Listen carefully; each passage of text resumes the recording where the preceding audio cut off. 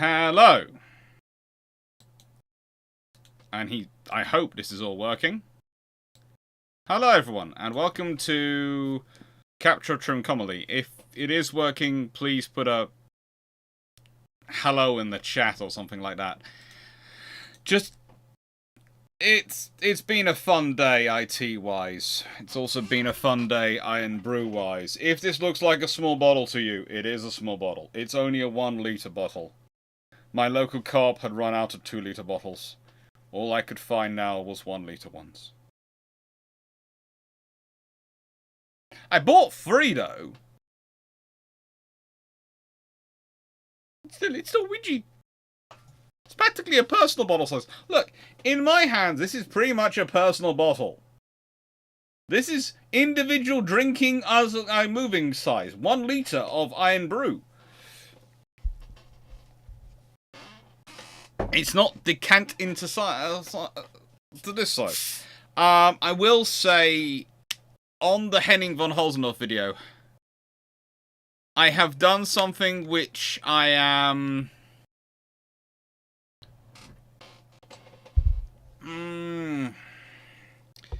Let's see, I'm not sure how well it's worked, because I tried to have both the video playing of the original Henning von Holzendorf video and me talking over it. And it seems to keep getting the video very quiet because I've tried to make sure it's as loud as it can do, but I'm going to apologize in advance.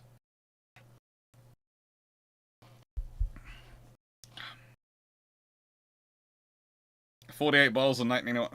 Move to Scotland. Hello, Leslie, yes.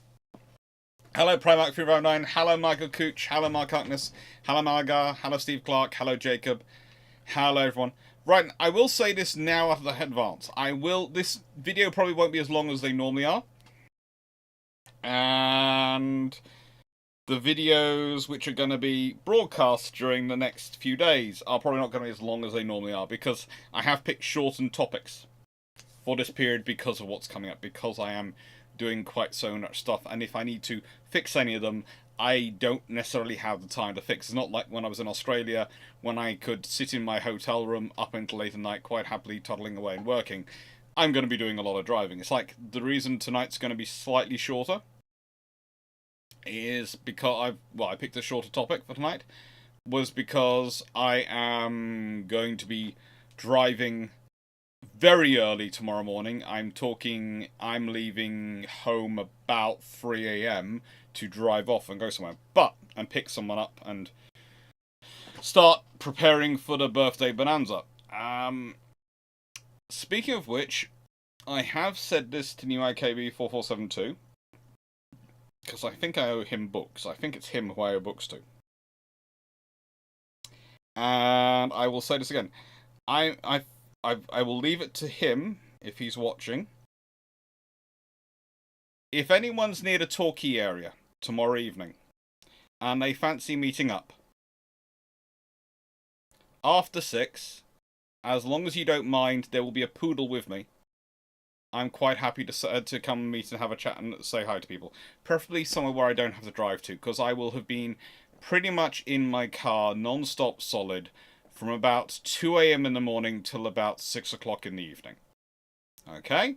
So, my theory is once I get to Torquay, I am parking the car in the hotel, and I am walking, because my legs will need it.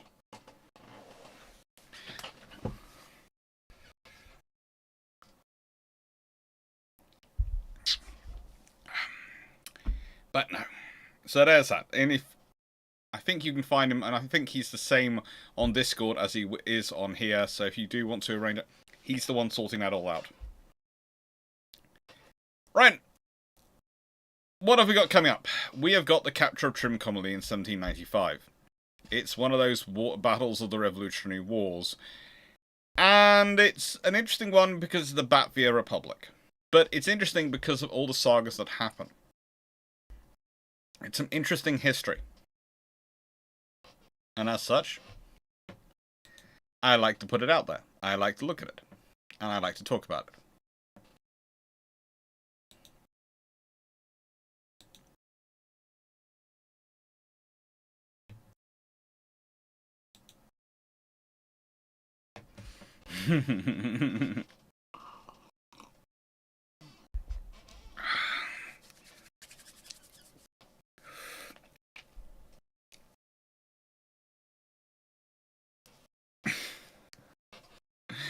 Oh, see, like, I know what you mean about driving. Yes.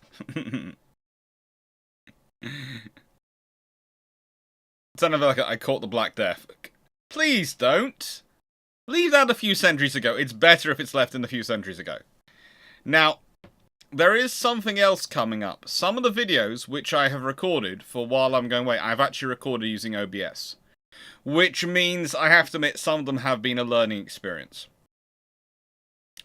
And I did that because I got so fed up with XSplit. You're going to hear more about that in videos to come, so enjoy that. You are going to get the full XSplit is driving me up the wall rant at least twice. Because it was.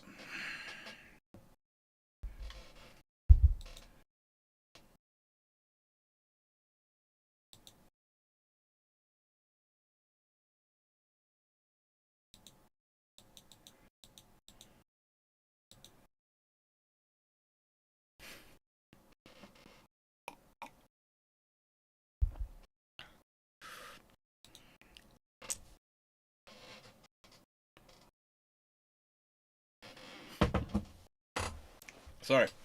I've got 2 streams of comments coming in a moment. I've got comments coming in on my Justin Craig. Pictures came through today post, so I put up a post going, this is what I do in my summer. And I've got the comments coming through in the chat. And both are causing me to giggle a bit.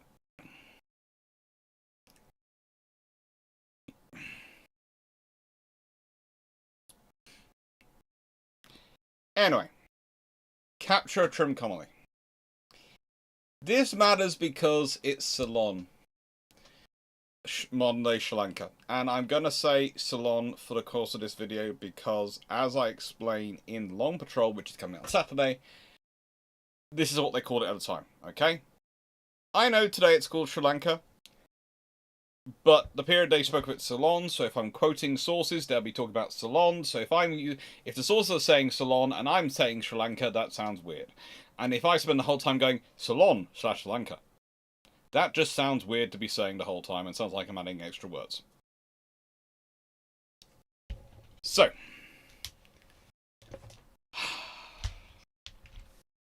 It's fun. But it's Ceylon. The Capture of Trincomalee. Now. This interested me. This interested me from the get-go because the Dutch had been playing a very, very good game of switching sides appropriately. But it had issues. And the thing is, the British have the choice of what to take over the Dutches. They really are the Dutch. The Dutch Empire, the Naval Dutch Empire, they have their choice. They can take what they like. And the decision for them in many ways is made by the Governor of Madras. Now, the Governor of Madras is a very senior person in this period, and this is another thing we're going to talk about. The reason this interests me so much is, A, the force involved. There are things like fourth rates. There are units of native infantry and British soldiers who are Highlanders and all sorts of things. There's more than likely about a few of my family involved at one point. We'll leave that to one side. Not quite 100% sure where exactly they are fitting in this, but there are names which match. And it's a wonderful period of complexity. Which vids? You'll know, because I will tell you they're OBS recorded.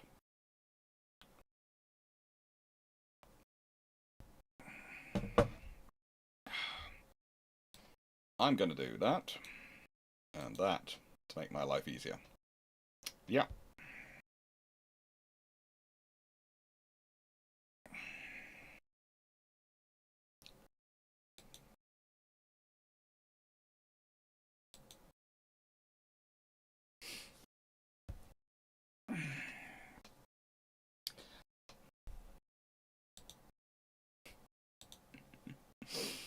So,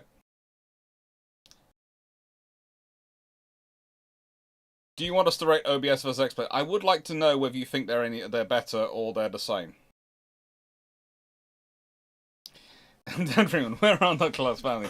Remember them being paid the most. Yeah. Let's put it this way. There is £300,000 worth of Dutch goods acquired in just one warehouse alone in this mission, in this whole invasion.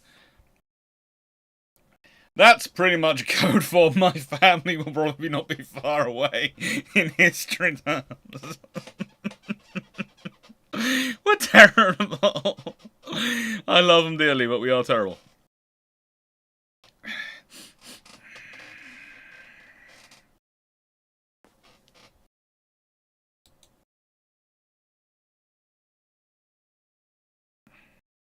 Hey.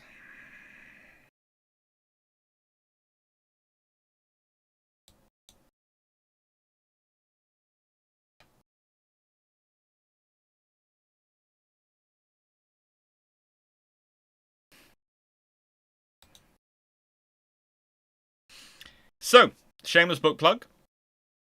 And I want to add in something on the shameless book plug front.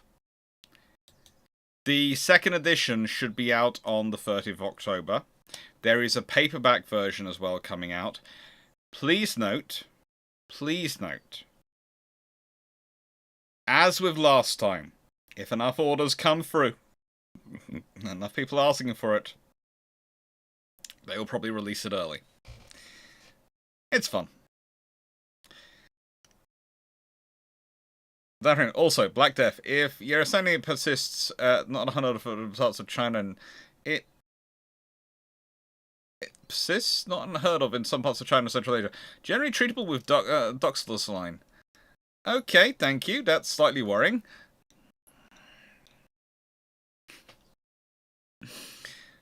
What's this one of those wars where someone's so rude as to own and claim ownership of something the British wanted? No. It's basically one of those wars where the British go in going, we're quite happy to give you back to this leadership. You don't want to be given that to that leadership. Okay, we'll take you over. Yes, £300,000 in 1795. Let me just check that out.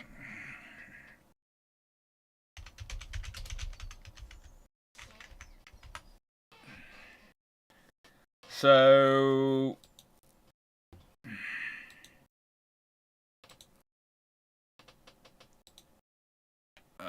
accept cookies from the Bank of England. And 1795. I should have checked this out before I did this, but I didn't have the time. A show amount. Yes. So £300 in 1795, and this was found in just one warehouse. Is the equivalent to 29.5 million in today's money. So yeah, that should set you up quite nicely for life.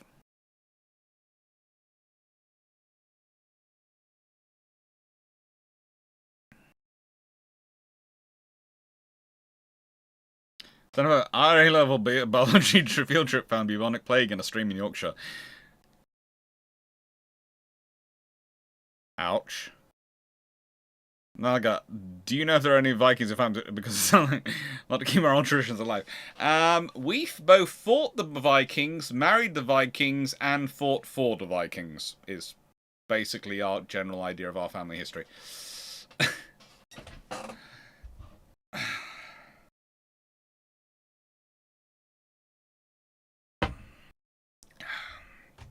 So, here is the problem. The British had already captured Trincomalee in 1782, 13 years earlier. And I'd love to say the Dutch had spent a lot upgrading their defence of the islands and really increased their capacity to hold them. But they hadn't. They had various political issues going on at home. They had the fact that the stadtholder was really not popular. They also had the fact that next door turned into an absolute basket case, i.e. France.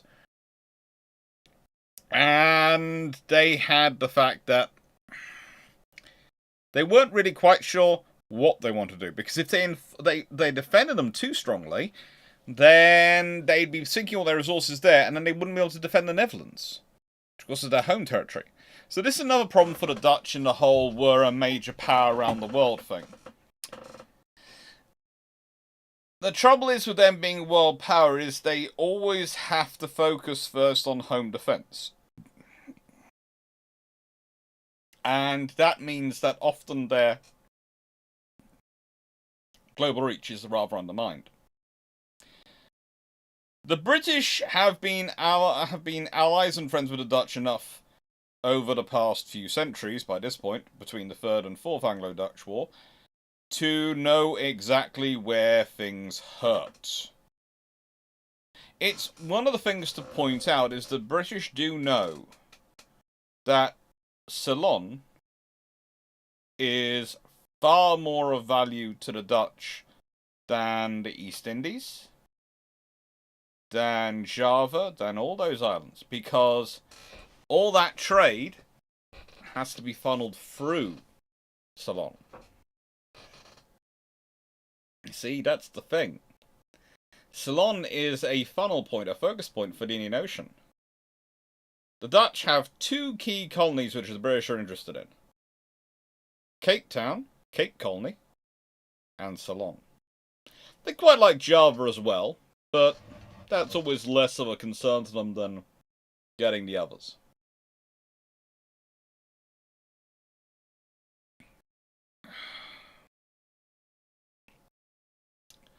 For them,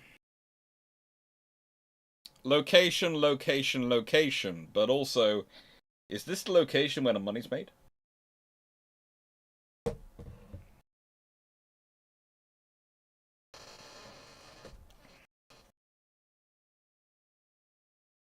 Now, the Fourth Anglo-Dutch War has the Battle of Dogger Bank. It has many interesting combinations in it, but basically it's another one of those wars which takes place around the time of the American Revolutionary War, or War for Independence.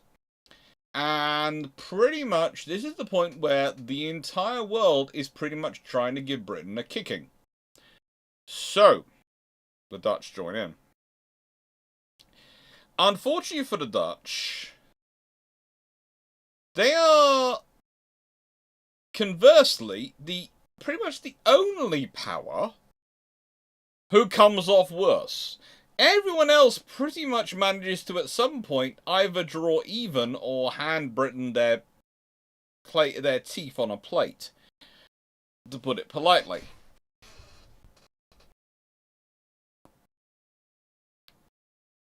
But the Dutch get beaten.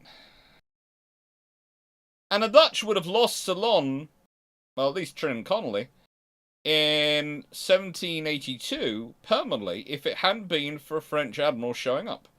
If Admiral Comte Pierre-André de Suffren, one of the greatest French admirals of all time, had not turned up, the British would have probably kept Trincomalee.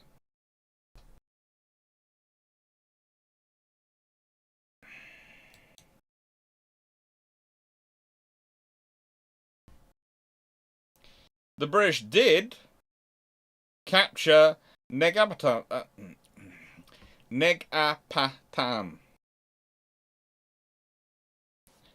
which was another major siege.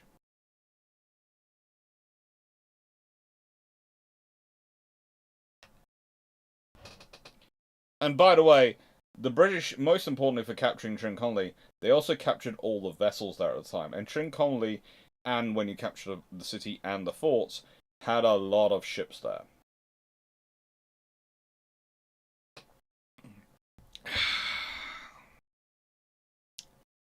It was very nice.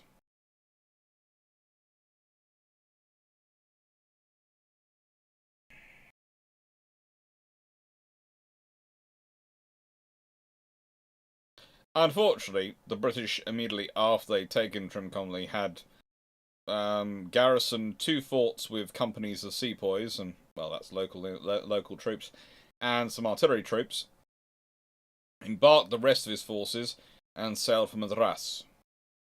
Why? Because that's the British centre for the East Indies at this point. And that's when Suffren shows up, and Suffren recaptures Trincomalee. After that point, Hughes and Suffren had one of their fun battles. They like to have a lot of them. They had so many between Hughes and Suffren. It's honestly a constant thing for them. They managed to just keep fighting with each other quite happily. It goes on for a lot of time.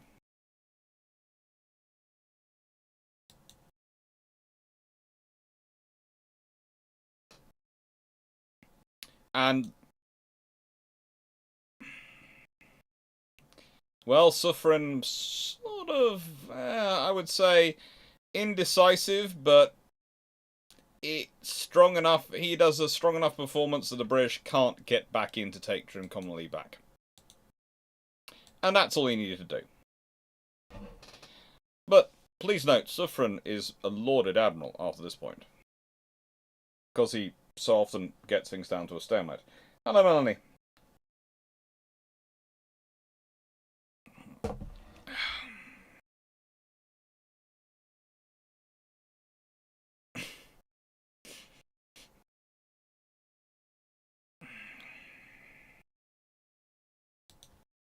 Okay. Just a small point that's come to my attention recently, because I had an interesting student in one of my classes. They asked me the question because we were talking about British industrial history. And they said the words, "Oh,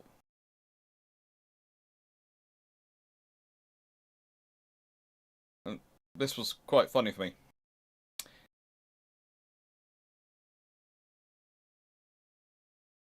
Why is York called not called Old York, as we have New York?" Which actually did give me an interesting thing to think about. Going, well, I don't suppose it's not called Old York because it's just always been York, was my response. But it did come up with an interesting thing of, when we name things new versions of town or city names, should we name have the old ones be called Old? Just a random question that came up, and it's just occurred to me with people talking about Yorkshire and Derbyshire in the chat. There are lots of parts of Yorkshire which I would still claim are undiscovered. Hello, David Golding.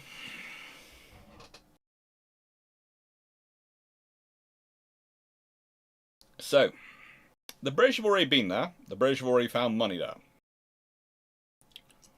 So, what happens 13 years later? Well, between 13 and 14 years later, because the conquering of the rest of Ceylon takes about another rest of a year. So it's 13 to 14 years later. Well, there is the War of the First Coalition in the French Revolutionary Wars.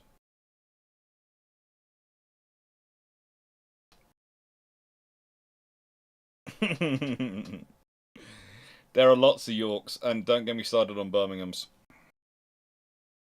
That causes fun every single time.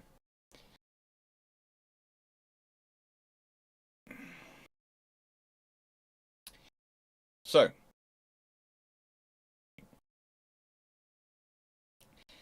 the War of the First Coalition starts off because, how do I put this politely?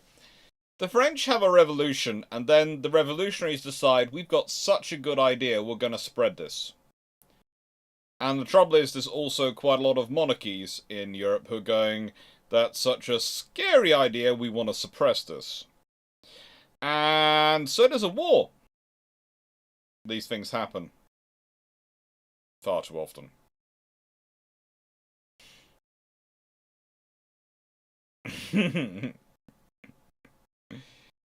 And... Sorry, I'm laughing at the chat. Just before anyone thinks I'm being, laughing at the history, I'm laughing at the chat. The trouble is, the war doesn't necessarily go to plan. The whole idea was that these revolutionaries would be imbeciles and so would be easily destroyed by the monarchies and right governments of Europe. And unfortunately, it turned out to actually have half a brain between them. Always distressing when your opponent does that. They still don't win, but they have half a brain between them, and they start organising themselves.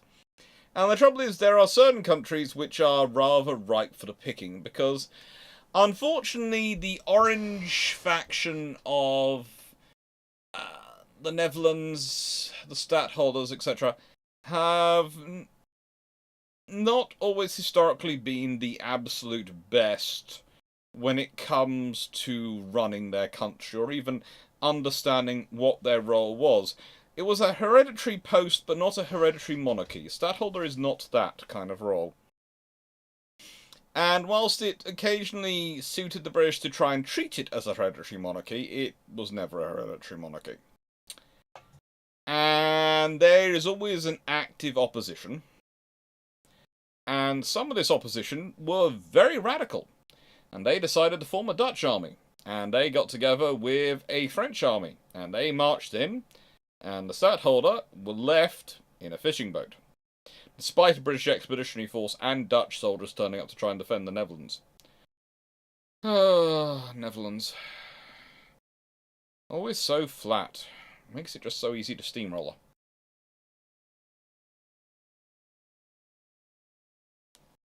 No, it was Dan Freeman's point. The British have been there. The British have seen there's potentially for money there. The British have found, and Dr. Clarke's ancestors have found, that Dr. Clarke's ancestors mysteriously appear. There is money. We serve.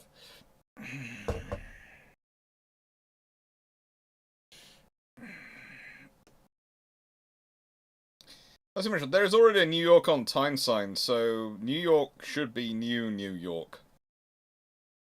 Honestly, it gets more complicated than that, because there's also a York, which is in Canada, I think, and there's another around there, which I'm not sure when that was established exactly, so it could get, there could be new square, could it be York to the power of 2, or York to the power of 3, or are we going Newt to the power of 2 and Newt to the power of 3? It all gets confusing.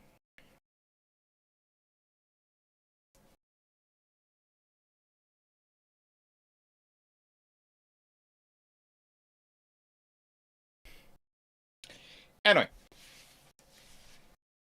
what happens at this point is that, of course, there is a new republic formed, because that's what you do when you're revolutionaries and you take over your country. You form a new republic. That sort of Obi-Wan phraseology. I'm for the republic! For democracy! Just remember, there are problems with democracy, in that whilst you get a vote, so do some people who you really don't wish didn't have a vote. I will never, say this too loudly, but yes, there are people who I wish didn't have a vote. Mainly those people who cannot seem to, for their life of them, remember to use indicators when driving, okay? I have no qualms. Everyone else, fine. I have no discrimination on any grounds for voting at all. Other than, can you remember to use your indicators when driving? I would like indicators for when you're going on and going off a roundabout. I'd like indicators you just use your indicators when you're turning left or turning right. This is why car manufacturers give you indicators, why you're taught to use indicators. I would just like you to use them. I am firmly of the view that people who don't use indicators should have their rights to vote removed. But that is why I am not in charge of deciding voting rights, because that is not really a sensible or fair system. That's just me being very annoyed with other road users. In the case of the Dutch radicals, it meant that some of the people who were elected just didn't agree with their ideas of how to change the Netherlands. But you were elected, so surely you agree with us. No, we were elected on a party which disagrees with a platform and party which disagrees with you. Who'd have thought that would have happened in a democracy? It's terrible. My gosh, not just user indicators, they need to use them correctly. I will take any... after what I received had this morning and yesterday, I would just take use of indicators. At least using them would be a level above what they were currently at. Look, I can understand if you're driving, I don't know, in the middle of absolutely nowhere with no other car around for like 90 miles and, yeah, no people walking around. I can understand you maybe not using your indicators then. There's not really much point. There's no one there to indicate to. But when you're in the UK and you're in suburban streets, use your indicators. There are people walking around. There are cyclists. There are other people driving.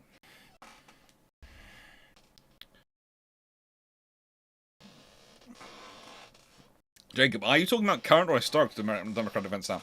Actually, I'm talking about both about historic Democratic events, but this is the trouble for all of time. Look, the good point about democracy is that usually conflicting opinions are represented in the parliamentary organisation of a parliamentary portion of the government. The bad thing about democracy is conflicting opinions are usually present in the parliament of the government. So the parliamentary portion is never usually united. This is one of the reasons why dictatorships or just authoritarian governments as a whole tend to perceive democracies as weak because they have these disparate voices and these disagreements. Now, that can be a strength because it means that any final solution, any sort of option, the end result of all the discussions is hopefully going to be better and bring more of the population with it than just a diktat. But it's also going to take time and be messy to get to.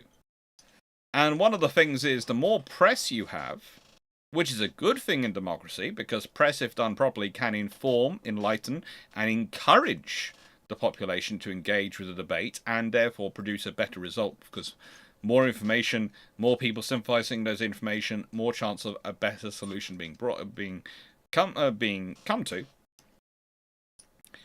However, it also reveals more and more and more of, to use that age-old saying in the UK, how the sausage is made. And there is one thing you never want to do, and that is learn how the sausage is made. If you want to enjoy the sausage, you do not want to see how it's made.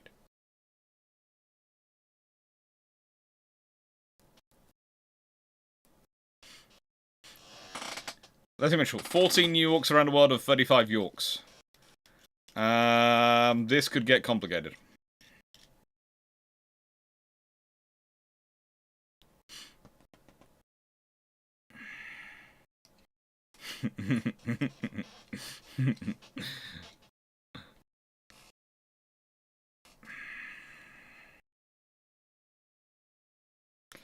Mark democracy is often not the best at governing. It's supposed to be protection from the worst governing.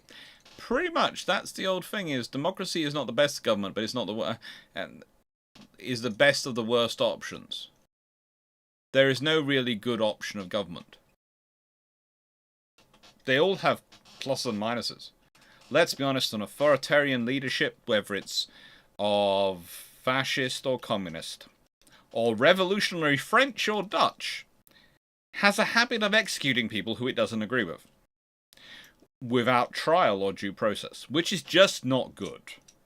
It's really not good, and again tends to lead to some very myopic groupthink, which, whilst short term they can look like they have strong, decisive leadership, long term you can have all sorts of problems.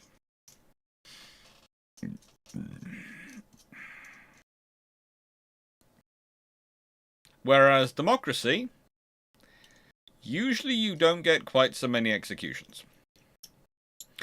But, as Leslie Mitchell says, which you do agree with off Widerson Pet, which was a fun program for a while it lasted, everyone gets what no one wants. Jacob, the Dutch went back to a monarchy after trying the French Republic off. Didn't like it. The Dutch have done all sorts of things in their time. Anyway, the Batavian Republic. Batavian Republic is an intriguing organisation at best. They actually do have some naval successes. You know, one of the things is we tend to focus on the Battle of Camperdown, which was, let's be honest, not a very good experience for them. It really wasn't a good experience for them. But there's also the fact that in 1805, if it hadn't been for the Dutch, specifically Karel Hendrik Verhuell, there would have been pretty much no invasion threat from France, because it's Verhuell who managed to get the invasion ships to the north coast of France. They were just waiting for the battle fleet, which is coming up from the south. Now, whilst I do and will always maintain that the Battle of Camperdown is actually far higher risk than the Battle of Trafalgar, because there is nothing between Camperdown, if they lose, and London, and whereas if Trafalgar loses, well, there's the fleet which is in the Bay of Biscay, there's the fleet which is in the Channel, and there's the fleet which the British are rapidly organising. All of which could conceivably intercept or combine together to intercept the French and the Franco-Spanish fleet coming up. But the reason it gets quite so scary is because of the Batavian Republic and Karel Hendrik Verhuell. And his ability to get shallow drafted vessels through very shallow waters to the north coast of France.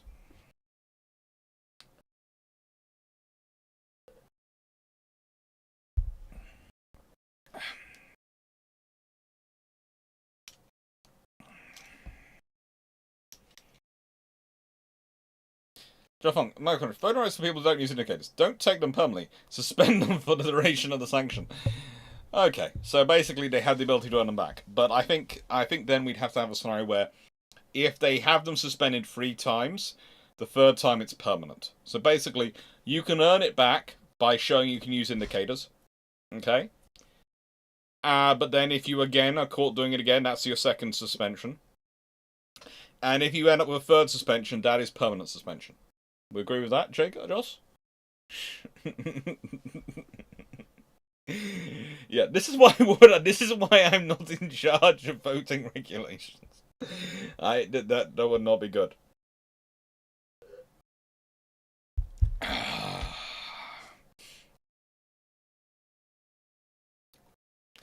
Well, you know, it's quite easy to find an appropriate map for the Batavian or the Batavian Republic. I literally nicked that one off Wikipedia. This is my maid. We all know that I have a strict policy that while I'm doing this for education, if I don't personally own the rights to the pictures, they are pictures which I am sure are in common purpose for education purposes.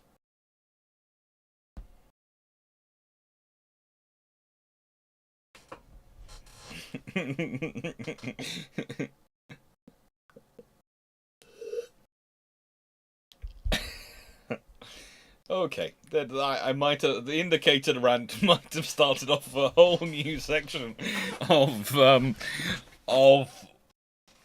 Discord chat. I don't know. Anyway, the Batavian Republic is, well, they're trying their best. They are trying to be revolutionary, but in their own way. So one of the things is they're not really revolutionary enough for the French, but they're also too revolutionary for most of their population. They also have a problem in that they are saddled by the French with a very onerous thing. They have to pay for a 25,000 strong French army to sit in the Netherlands.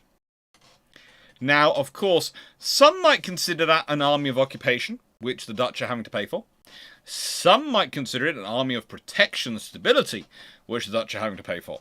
Either way, the Dutch are having to pay taxes to support a French army sitting in on their soil. And believe it or not, it doesn't matter how you start out viewing that, at a certain point, you're paying taxes to support French troops sitting on your soil. At a certain point, that starts to wear a mighty thin.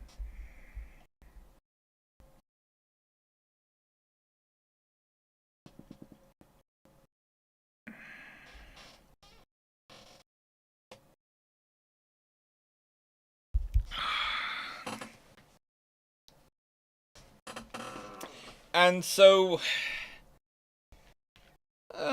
they keep working on it. But the trouble is for the Latvian Republic, much over and beyond all this, is that the moment they are on the French side,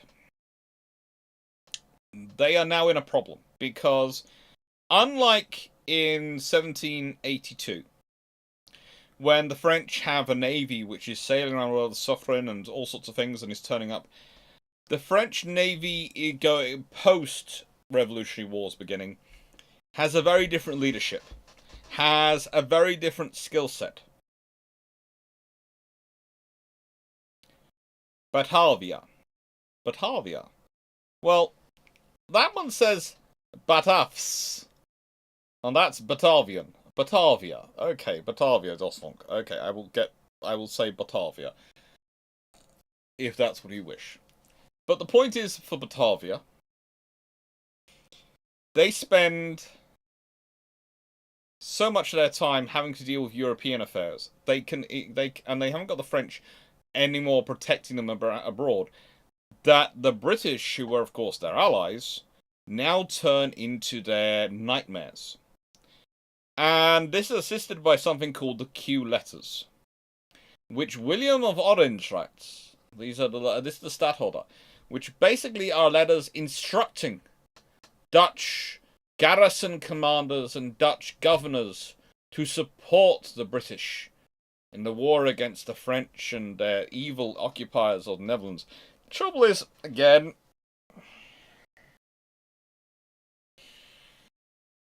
there are all sorts of issues for that, because the stadtholder is not a monarch. More importantly, the Dutch are more, whilst they're not, this is one of the things, whilst they don't like the revolutionaries who've sort of taken over and pushed themselves in power, they also don't mind democracy because they're used to having differing opinions. The most thing most of all they agree on is they don't like the occupying army, but that's mainly because they don't like paying the taxes for 25,000 soldiers. If they'd been paying the taxes for 25,000 soldiers, though, they might not have been so easily occupied. Hey, caramba. It's basically a lot of complications going on. But what does this all mean? This means the Dutch are divided. The nation which they looked for to their defence of the British previously, when the British were their enemies, is now also fighting a major naval war against the British, and the British are winning, and the British are dominating that. Besides, the French objectives are different in this period. They're less worried about supporting Dutch colonies in the East Indies than they are trying to do weird things to the British in the Mediterranean. It's just constantly weird things. Because let's be honest, this starts off with, and I think I had a picture of it, Toulon. And the thing is, the damage the British do there, especially to the stores and supplies there, takes years for the French to recover from. So what's going on in the ocean? Well, honestly, not a lot. The Battle of Ile-Ronde is this weird battle. I mean, let's see if I can find the notes. It's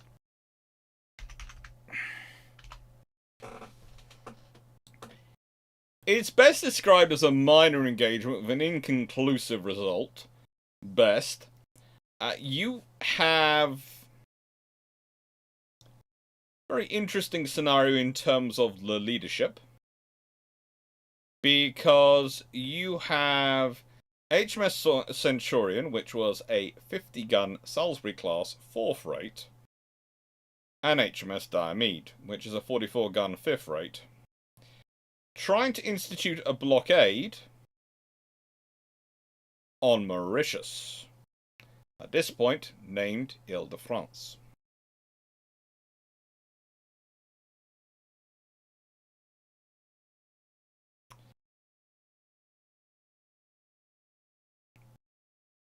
That's what they're trying to do.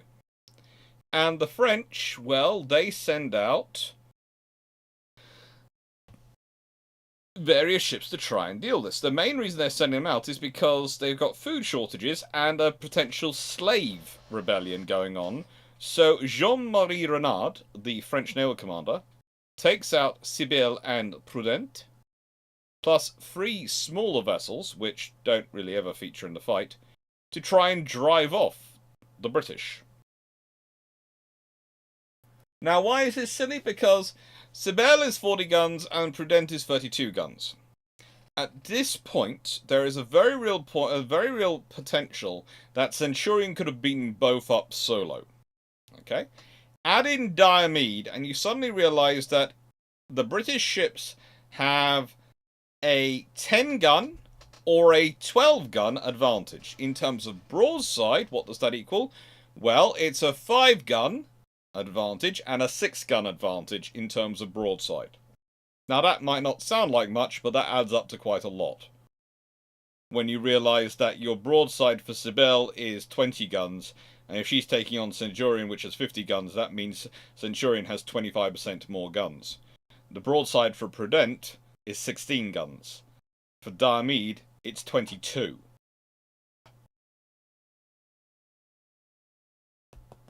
That's roughly 40% more guns. That's a factor. Now, they met slightly to the north of the island. The battle lasted 2¼ hours.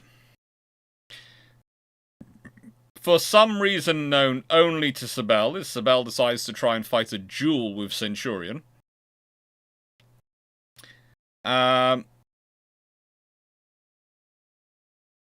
Cybele manages to withdraw successfully, but Diomede and Centurion have managed to get split up, so Centurion has to go back to the British nearest British colony to be repaired.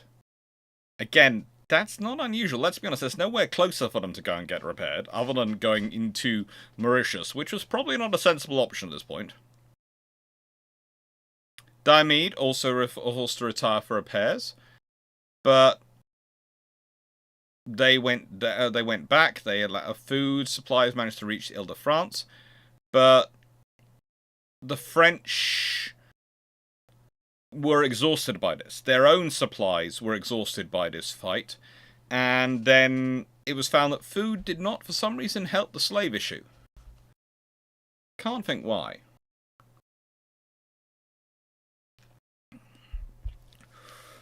And really didn't help the slave issue. Now, the other French ships involved, it's worthwhile considering them.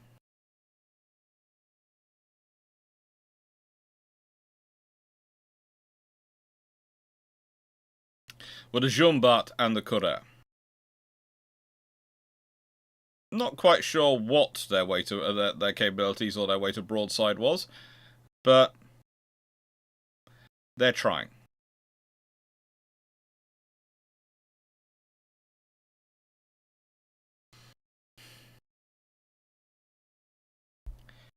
The thing is, for most of the Indian Ocean, this is the type of battles they have in this period.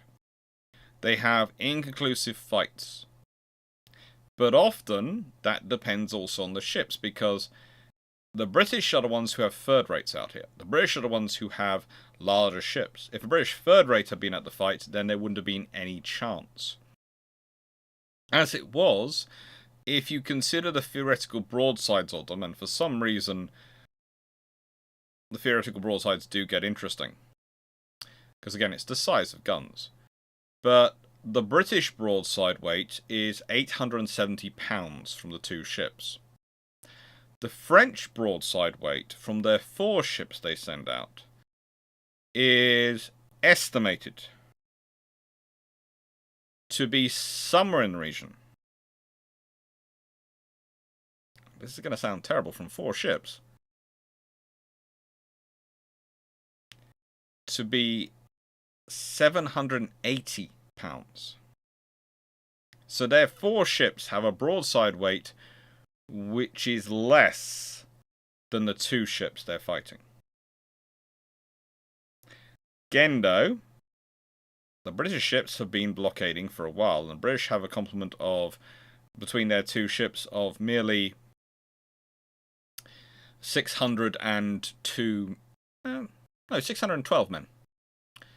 Whereas the French have a complement of somewhere in the region of 900 across their 4 ships.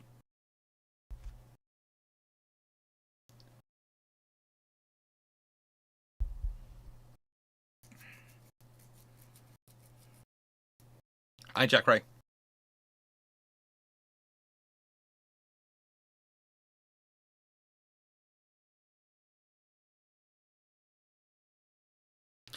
Jack Ray, how do the French occupiers treat the civilians?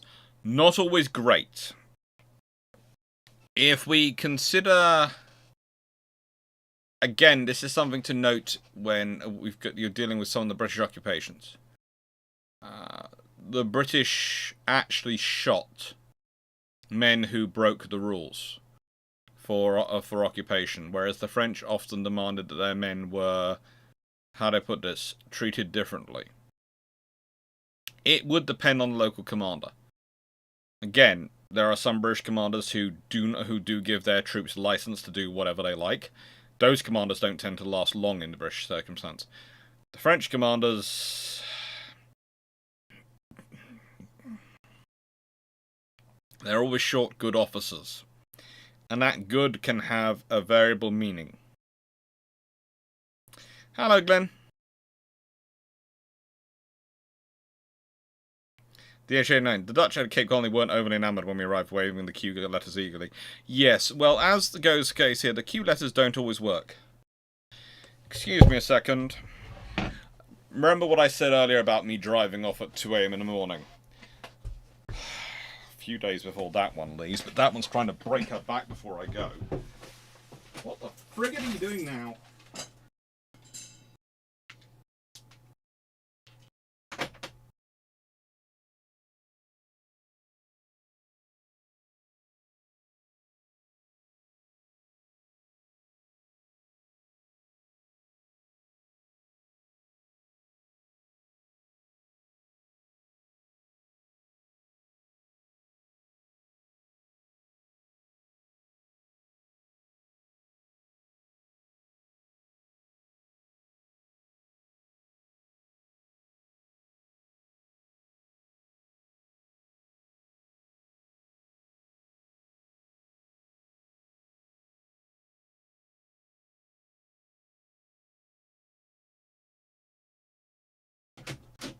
Seriously. Concrete. Concrete, steel cables. Concrete and steel cables. Thick concrete. Driven deep into the ground. Steel cables. Hey, caramba. I'm sorry to hear you're sick, Glenn. Hope you get better soon. Anyway. Garden benches on the move, yeah. But no, the Indian Ocean is... it's a mess, really. Because the British don't need to focus much there to be able to do whatever they want. And the French aren't really prepared to send much out there. When they do send stuff, there's always interesting actions. They're always interesting actions, and they involve interesting ships. And it's the area which allows the most creative freedom for their officers, because they're so far away from everyone else. Who cares what they get up to? But it's also... the area with the most issues.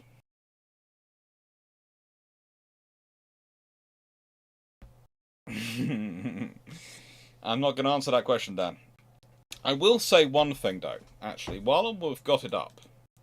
There was an interesting question put to me the other day, comment on here, which was, how useful do naval historians find paintings?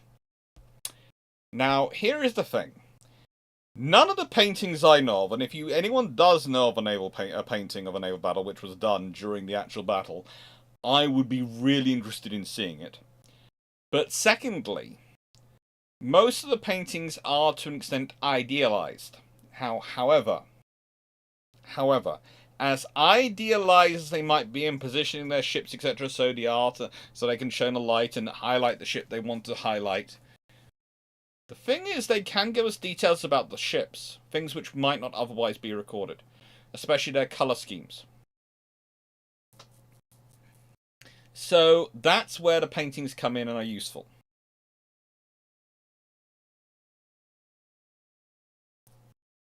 That's where they come in and are useful. So here is our British command structure. We have Robert Hobart, 4th Earl of Buckinghamshire, Governor of Madras, literally gets... at this point, the Governor of Madras is like the Governor of India will become in many ways. Not quite as powerful as the Governor of India will become, because let's be honest, the Governor of India at points in British history is the British government and British Empire in terms of its authority figure for the entire other side of the world. There are points at which the British governor is making agreements and orders and instructions of the British governor of India are making agreements and orders and instructions for Britain's relationships with Japan, China, even America in the Far East, and only informing the British government what they're doing afterwards, because that is the nature of communications at the time. That is the nature of what you do, and you have to trust that person. Well, in the end of the 18th century, the senior governor is the Governor of Madras. That's where the navies are based. And the Governor of Madras is Robert Hobart, who is a very trusted, pretty darn useful individual. And the moment he gets sent, A, copies of the Q letters, B, more importantly, notice that they're at war with the Netherlands, or the Latvian Republic as now been called. His first thing is to talk to then Rear Admiral, later Vice Admiral, Peter Rainier, and go, how do you feel about conquering Ceylon? And Peter goes, well, I'll need a fair number of troops, because we don't want to happen what happened last time, do we? We can't afford to give it back. Oh no, we don't want to do that. So this time, they contact their favourite local general, Major General James Stewart. And Stewart. Now there is a tough cookie. Between him and Rainier, these are not two nice people to be fighting. They've got Hobart, who's going to give them complete political cover to do whatever they need. And these two are absolute hardcore professionals at what they do. There is going to be logistics in this operation. There is going to be reconnaissance. There is going to be intelligence. There is going to be speed, accuracy. There is not going to be any of this massive, we've lost a lot of people due to illness and disease. No. In the entire campaign, the British will lose 16 killed and 60 wounded. 16 killed, 60 wounded in the entire campaign. That is not done by accident or mistake.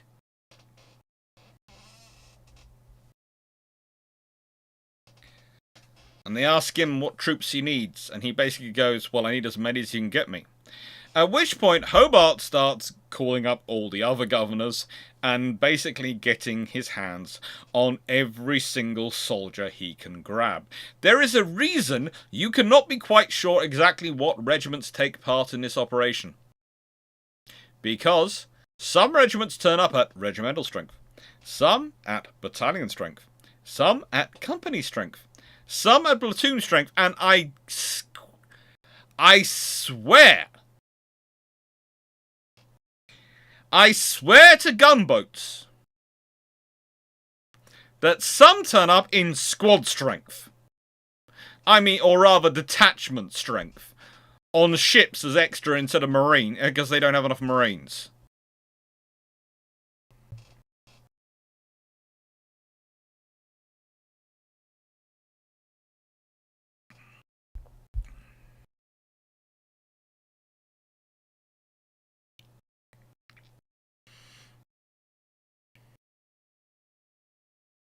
Just fun. The people ordering those paintings tend to know what a ship should look like and could spot details. Oh yes, they would, in terms of the earlier painting ones. That is the thing. The paintings tend to be accurate in terms of details because they will know, and even more importantly, their friends will know. You get it wrong, their friends will know and won't ever let them live it down.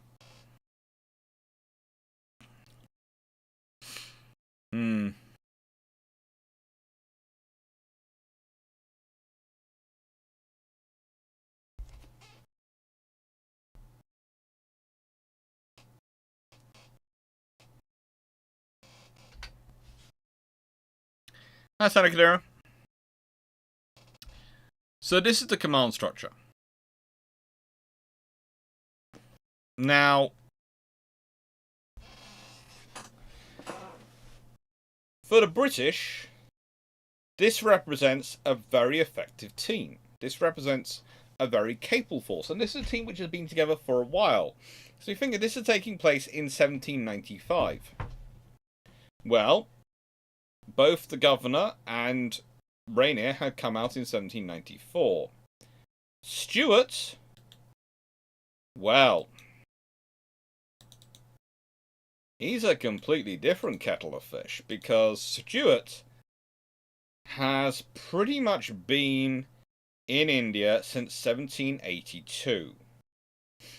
He arrived as a major in the 78th Foot in 1782. Was then promoted to lieutenant colonel in February.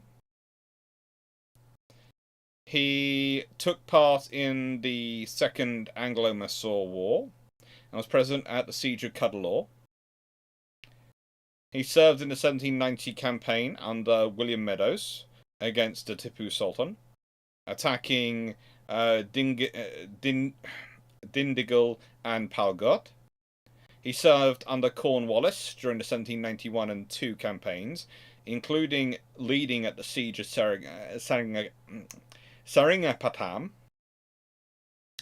Commanded the centre column in the assault on the 6th of February 1792. He was made a full colonel in August 1792 and returned to Madras in 1794. He's promoted to Major General in 1795. He's promoted to Major General on the advice and assistance of Robert Hubbard, with the assistance and support of the East India Company. Because that's the other thing that's going on here. All this stuff, all these people are being supported by the East India Company. The East India Company is providing a lot of the ships, a lot of the infrastructure that is sustaining this.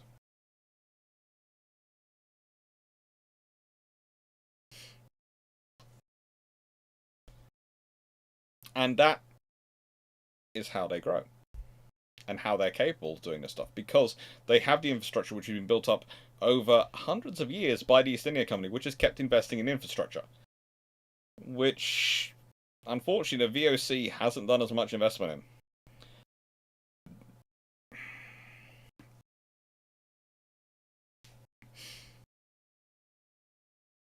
So, that's why I have such a painting in my bathroom. From your stream on East Indian, I found a perfect painting and brought a print. Cool! Jacob, I still try to find artists who can draw paint my imaginary pirate ship. I sort of plan out every line in the meantime, so it's not easy to find something that fits my perfection as a mental image.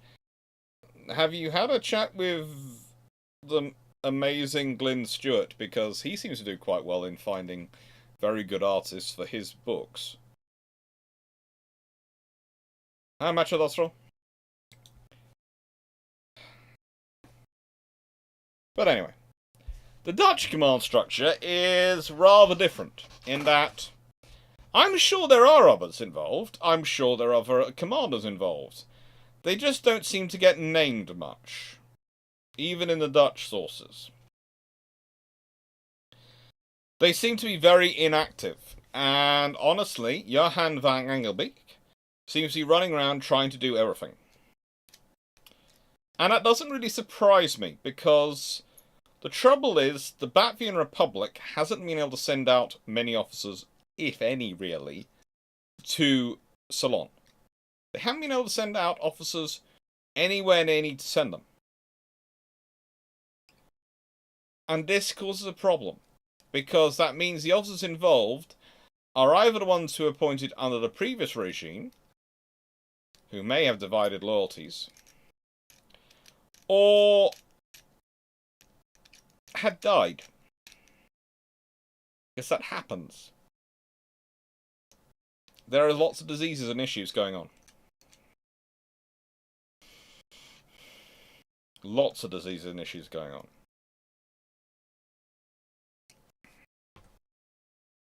Now, Johan van Engelbeek is kind of like Stuart, in that he has been out there for a long, long time. He was born in East Frisia in 1727, but he left the Netherlands in 1751, travelling first to India and then to Batavia, which is basically Jakarta. He returned to the Netherlands in 1755, but in 1756 he joins the Dutch East Indian Company and returns to Batavia and Bengal. In 1764, he took his first official position in the capital of Dutch Ceylon, which is Colombo, which will fall at the end of the campaign, not the beginning. Trincomalee is where the British go first, because Trincomalee is the better port. And in 1767 had moved into Tuticorin in India, eventually becoming senior official of the port there in 1770, retaining that position as senior in charge of the port until 1783. In 1783, he was made governor of Malabar. In 1787, was appointed as governor of all Dutch India. And in 1794, he goes to Ceylon to take command there, because it needs to be held.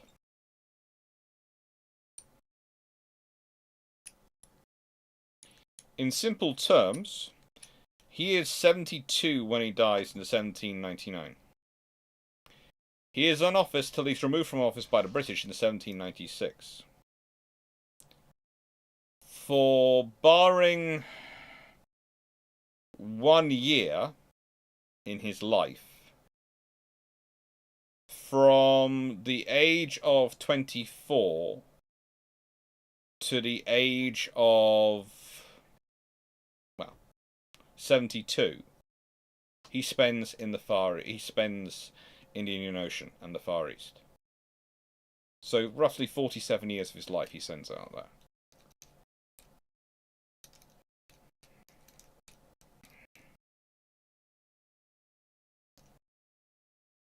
He was married out there. Both his son and his son-in-law became prominent in administration of the Dutch Indian Ocean colonies, and he was very, very active at promoting his family and capable of it. But most importantly of all, he's a very capable administrator. But he's not very capable at making up for the mess that has been made of the Dutch East Indies, because their garrisons have been shortened. They haven't been invested in much defense, and you're going to hear about this when we get to the fall of Colombo. It's almost embarrassing. Colombo is supposed to be a capital city of your rule of Ceylon, and pretty much it surrenders without a fight, and has to because of the state of its defenses.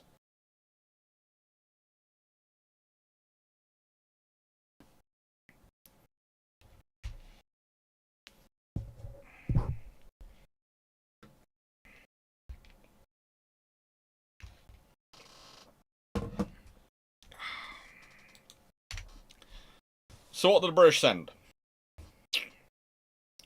Well, the British are pretty much overwhelming this one.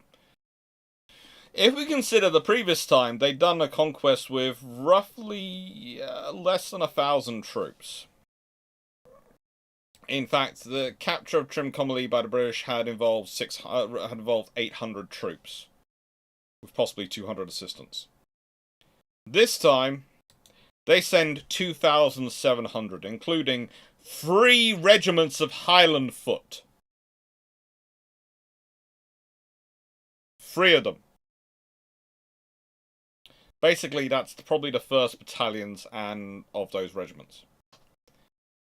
The 1st and 23rd battalions are the Madras Native Infantry, so that's 5 full battalions of troops have been sent. Plus detachments from the Royal Artillery and Madras Artillery, plus logistical and auxiliary forces. You're dealing with a lot of soldiers. A lot of soldiers. And this is the initial force. They then send subsequent forces. First, there's a reinforcement which comes again from Madras, which have been troops come from the rest of India. And then there's more troops which come from the UK, once the UK's been told, this is what I've done. And the UK government goes, well, we better support it.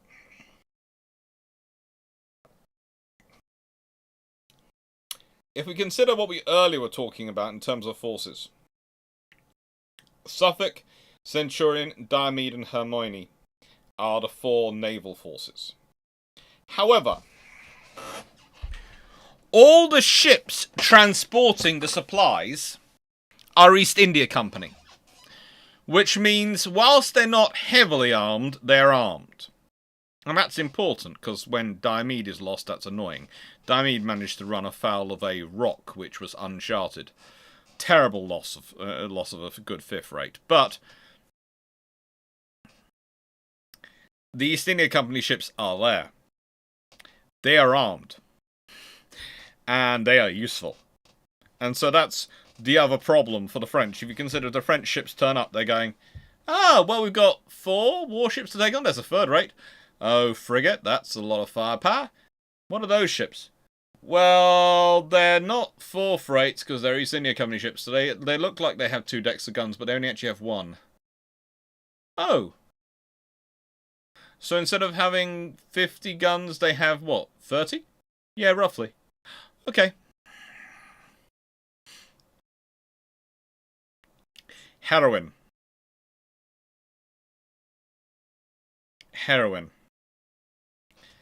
There are some interesting British ships out there in terms of names. Heroin is... There have been a few, I think, HMS Heroines. Let me just check.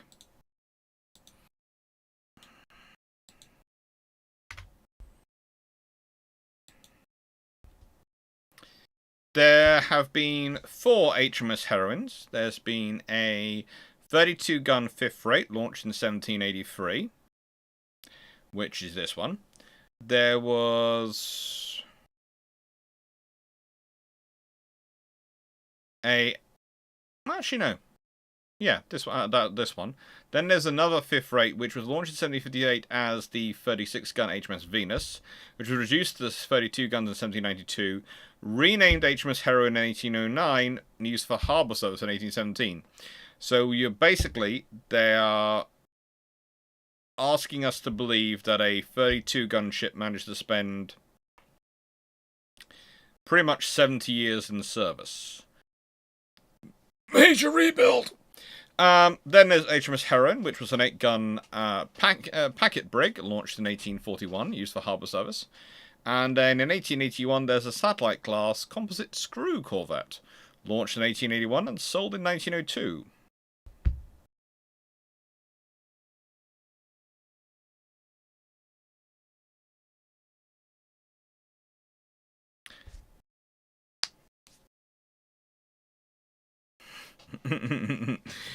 Oh, great. There's now the whole... This video is going to get demonetized due to the chat. There is a whole drug discussion going on there. So, The point is, this is a far larger force than was sent previously. And the British go with traditional British tactics. They turn up on the 1st of August. And this is the 1st of August 1795. They show the Q letters. They send a major ashore. They ask a Major Agnew ashore. And they ask Anglebeck to allow 300 British troops to land at Fort Augustenburg and then, and go, to act as their protection against the French, and then turn themselves over to the government of the William of Orange. And then, it would still be, as far as they're concerned, Dutch territory. Now, thankfully, it took 2 days to try to convince the Batavian commander, and the British position is... Well, this is when Diomede decides to manage to strike an uncharted rock. That's always fun. All her crew and passengers are saved, which is some pretty good seamanship going on. But, of course, lots of stores lost. That's not so much of a trouble, as East India Company ships are coming down with more stores. And they're being escorted by more vessels. On the 3rd of August, Rainier and Stuart start the invasion. They decide to land their troops roughly 4 nautical miles north of Trincomalee, that's roughly 7.5 kilometres, and then advance through the sandy terrain. Now, the sea doesn't cooperate, as it rarely does in amphibious operations. There's heavy surf, high winds, and the disembarkation is therefore not completed until the 13th of August. They take their time. They're not attacked at any point in this by the Dutch. Basically, the Batavian garrison make no effort to oppose or impede the advance of British forces. This is because A, they are so reduced in number, and B, their leadership is so enfeebled by what's been going on back in Batavia and the Netherlands, and the fact that, honestly, they're not sure what to do.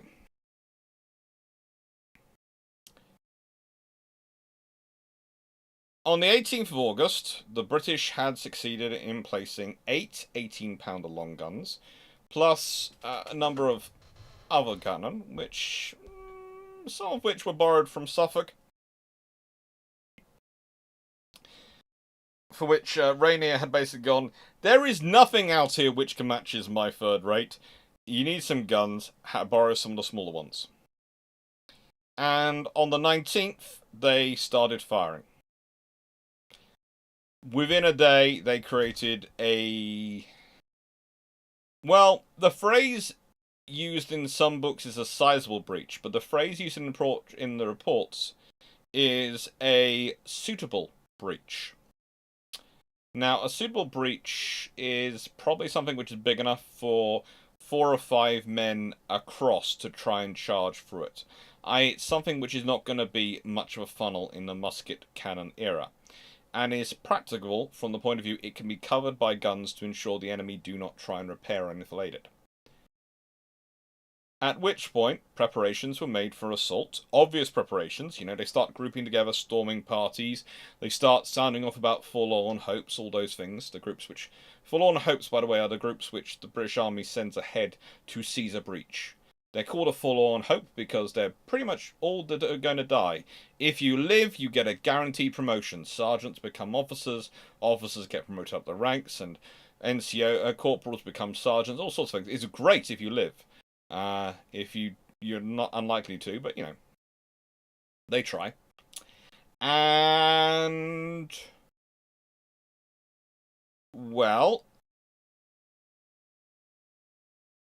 there is a bit of a negotiation at this point because they send a note saying, look, we're preparing for assault, we're demanding your surrender. Negotiations.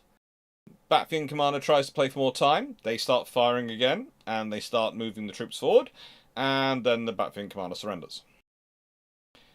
The entire garrison of 679 troops, consider that when you're considering how much was sent to oppose them, and also the fact that in 1782, the strength of the Dutch had been 450.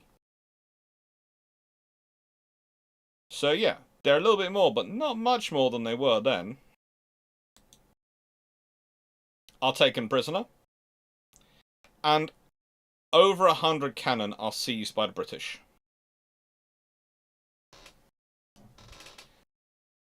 On the 27th of August, Fort Oostenburg is summoned to surrender, and on the 31st of August, the commander of Fort Oostenburg turns his position over to the British, under the same conditions as offered to Trincomalee.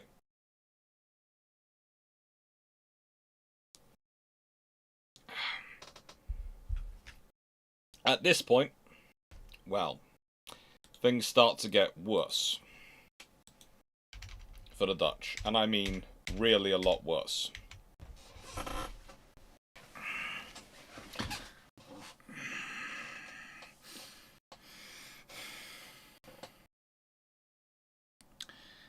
The Batavian trading posts along the Ceylon coastline start to surrender. First, Bataclan falls to a detachment from the 22nd Regiment of Foot, who have arrived there.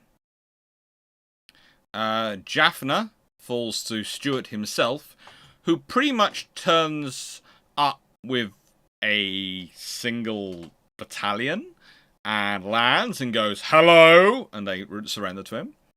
Mulateville,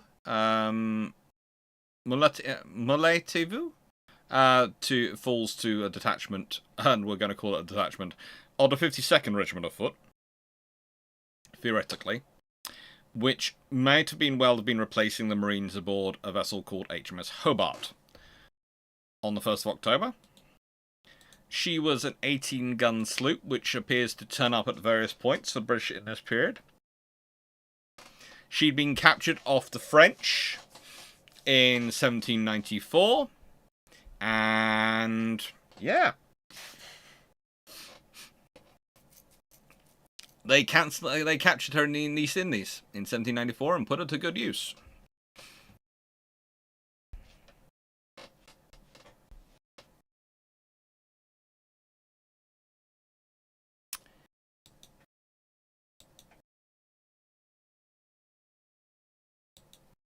And the island of Mannar in the 2nd and 5th of October. At this point, Rainier is sent off to go and try and take Java. You might as well.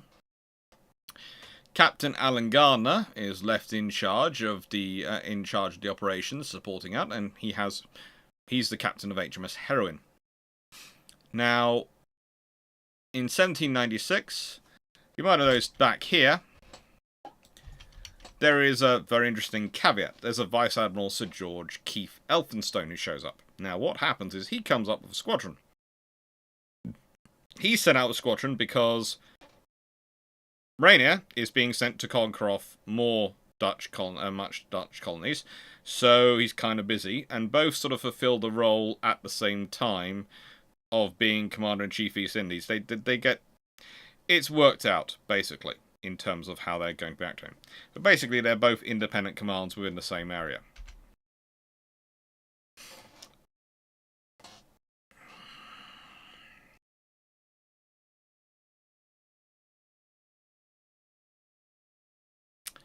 Now,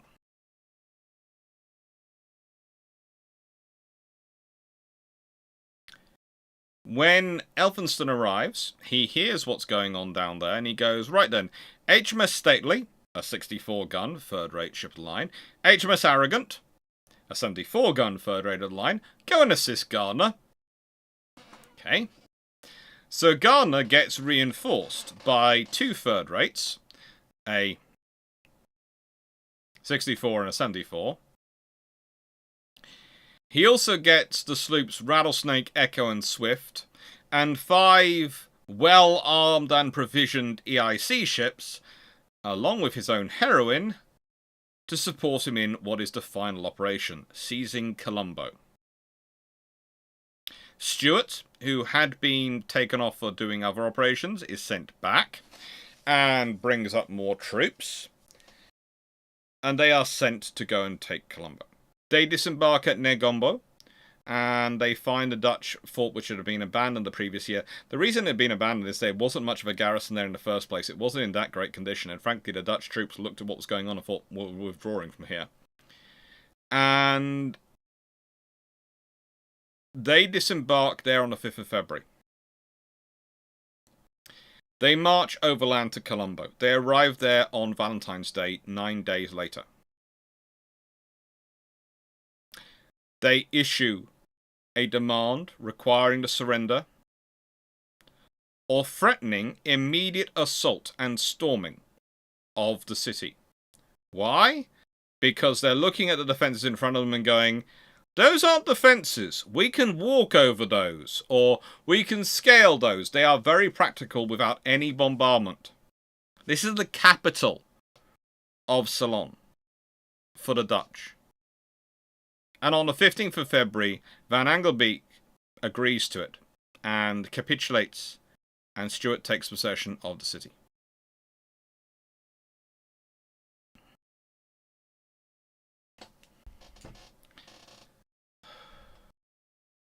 Please note, the Treaty of Amiens, which is the key treaty which takes, the history of it, and the key treaty which decides the decisions after the Revolutionary Wars, is pretty much agreed between Britain and France. The Dutch don't get any real voice in it. And this is where the Dutch are confirmed as losing Ceylon. And that's a big blow to them, because this was theoretically their infrastructure and industrial hub for their operations in the Far East.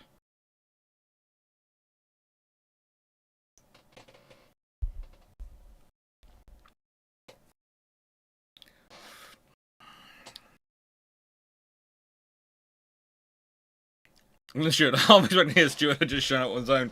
Maybe a Star Wars or two. Honestly, I wouldn't put it past it. The man is a very scary person.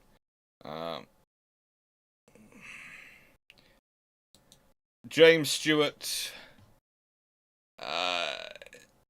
This is not even his last war.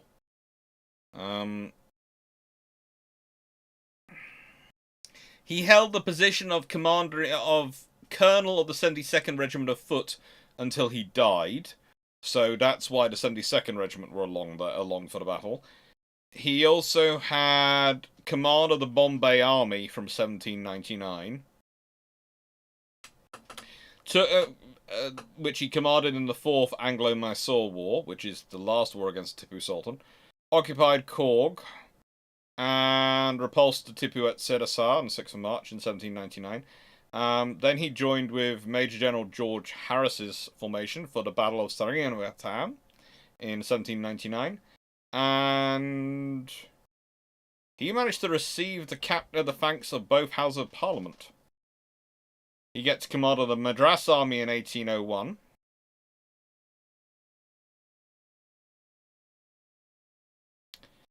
Promoted to a Lieutenant General in 1802.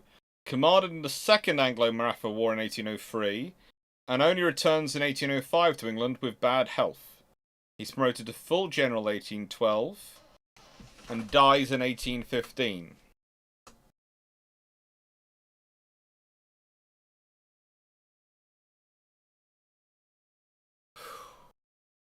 He has a career and a half, basically, Stuart does.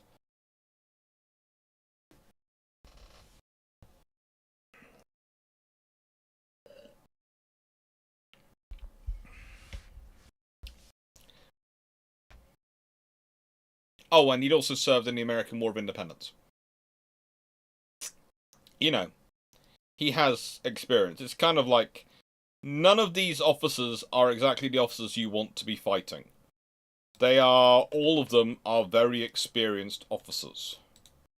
Rainier's career basically is like, he fought in 7 Years' War, Battle of Cuddalore, Battle of Negapan, Siege of Pondicherry, Battle of Manila, American Revolutionary War, French Revolutionary War, Napoleonic Wars.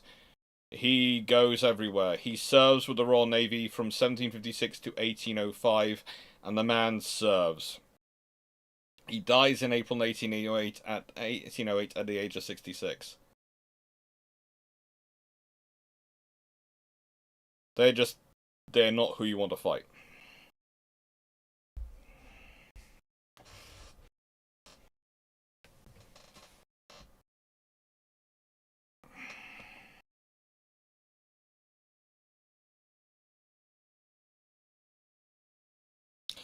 No Sharp though. No, Peter Dawson. They didn't need Sharp. They were scary enough without him.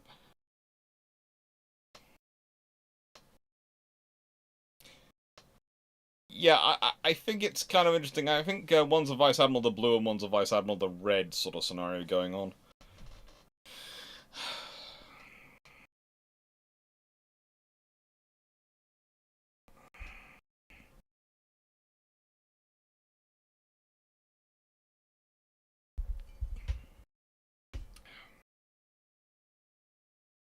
He had a fairly good career.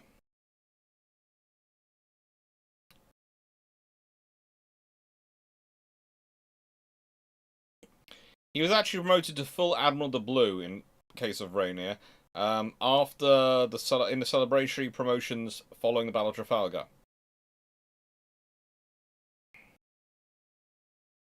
He would leave an estate valued at £250,000, and as he was not married, the estate was divided between his nephews, John and Peter Rainier. Peter Rainier was a captain in the Royal Navy. Who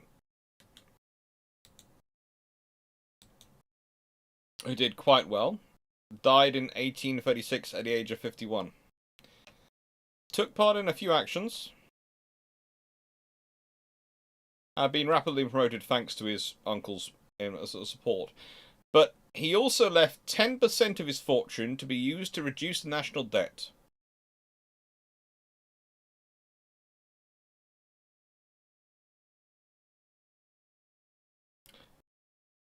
Due to his belief, the national establishment of the Royal Navy, in which I acquired the principal part of the fortune I now have, which has exceeded my merit and pretensions. Imagine that, leaving part of your fortune to your country to pay off the national debt. Now, I would also point out that if anyone knows of a Mount Rainier, that's named for him.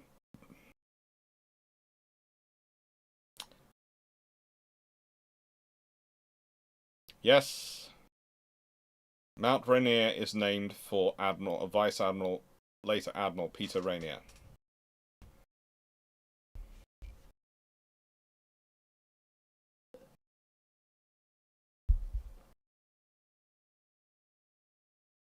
The Dutch never did stand a chance, no. The British send an overwhelming force. They send a overwhelmingly experienced officer corps, and they do their duty.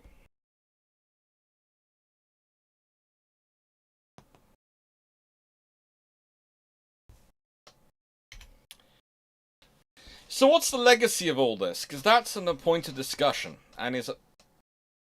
Oh, she's out of the way.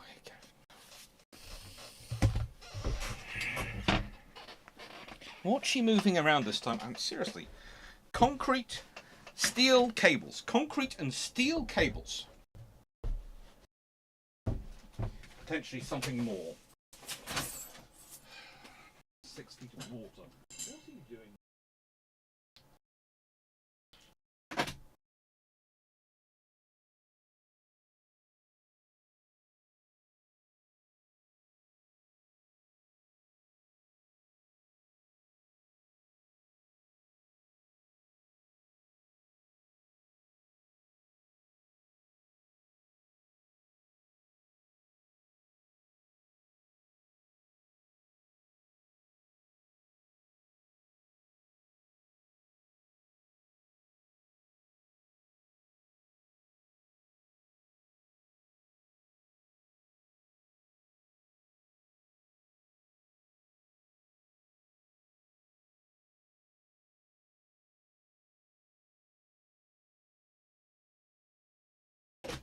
So, I worry about my family, I really do. They're having bright ideas. Ay, caramba. So, if they had me for those interfering Frenchmen, maybe they could have paid for defences. Well, the thing was, they've had 12 years.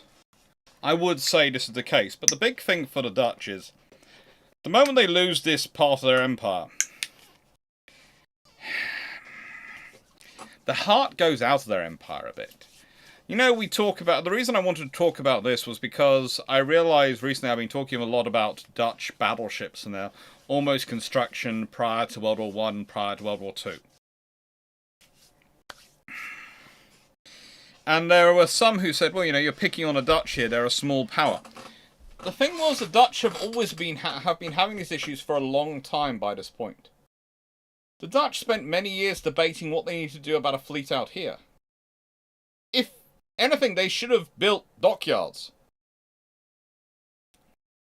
The VOC should have built stuff like the British were building in India. And yes, the VOC do build a few dockyards and a few this and that and the other. But they don't build them on the scale. And you could argue, well, you know, the East India Company is bigger. The East India Company in many ways is bigger because they push to be bigger. The Dutch are trading with Japan. The Dutch are trading with, you know, all these spices. They are out there for a long time. It's an important part of their economic strength is the trade. Investing in the infrastructure so they can build ships and maintain ships out there, so that they can raise and support local armies. That should have been a key part of what they were doing. In many ways, the Dutch VOC are pushing harder for even an even higher profit margin than the British East India Company are, and that's saying something. Because the East India Company, they are profit hungry. They are absolutely animalistic when it comes to seeking profit.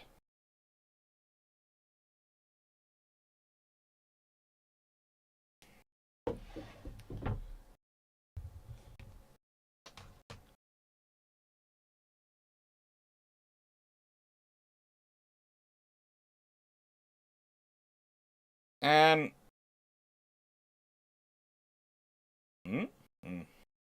and pretty much they want to build. They need to build something. There's people. Jacob has just commented, and I know he's a view of Dutch. The VOC that, you know, the corruption was so high amongst the VOC that the profit could have been 4 times as high. It could have been.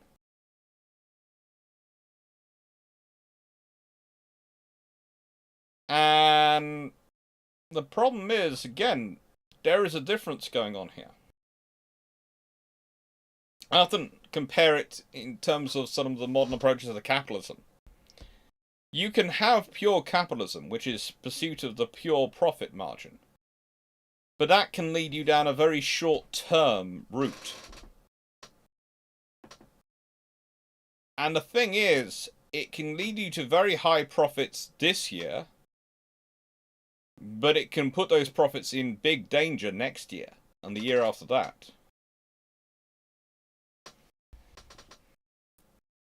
Yeah, Jacob, the thing is, you might not remember where you've read that, but I remember I've read similar as well, so that's why I'm quite happy to quote you on that one. Hello, George Newman. And that is the problem we have going on here. You know, if you'd been investing a bit more, growing a bit more, you could have been a lot stronger. The Dutch could have been a lot stronger and a lot more capable.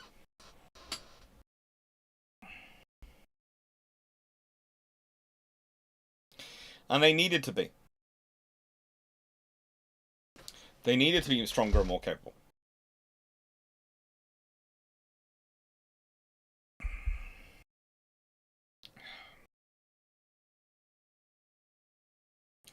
Because it's almost more important for a small power to have things than a large power. Let me point this out. Your best defense as a small power is making yourself as difficult and protracted to swallow a problem as possible.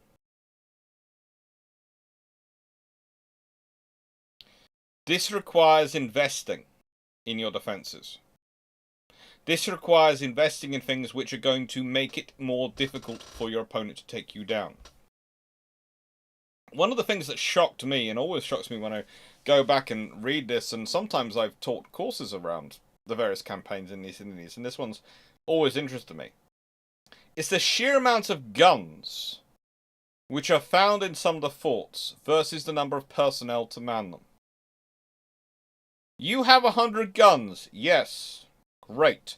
How many do you need to get per gun to crew it? Probably, let's say it's going to be between 5 and 7. Let's say 5, so that's 500 personnel. You also need to have probably an equivalent number of personnel on the walls firing muskets to defend against people trying to get up them. So, if you have 100 guns, you're talking about at least 1,000 personnel needed in that garrison. Then you're going to want people who are purposes to make sure the supplies are moving around that garrison. And the supplies are shot, etc. The ammunition. Okay, you're probably going to want another 200 people on that. And you're going to need people supporting medical, engineering, people who are doing maintenance of the building, of the works, etc., engineers, etc. You very quickly end up realizing that if you've got 100 guns in a fort, you need a garrison of roughly 1,500. Okay? Now, you can turn around and go, well, that's a lot of people to supply. That is. And the East India Company would agree with you. That's a lot of people to supply. How did they get around that? Well, usually they had officers and NCOs who were expensive people brought in from Britain. And a large number of the troops would be locally raised natives employed, who were cheaper to employ than usually the cadre of British troops. They'd also have that. So let's say if you have a 1,500 garrison, the garrison would probably be about 500 of those would actually be British troops or British-born soldiers. The rest, in terms of East India Company, would often be locally raised.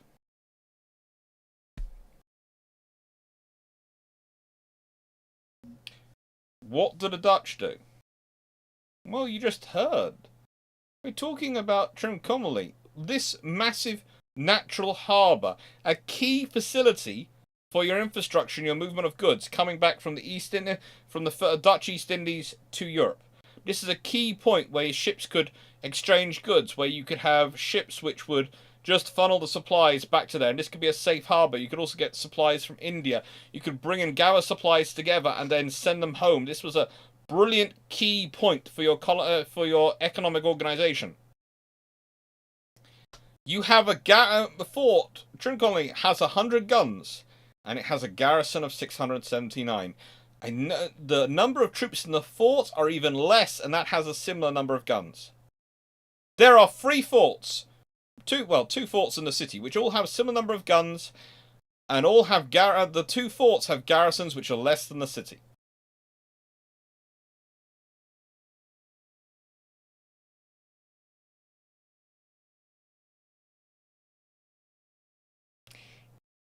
It's not sensible.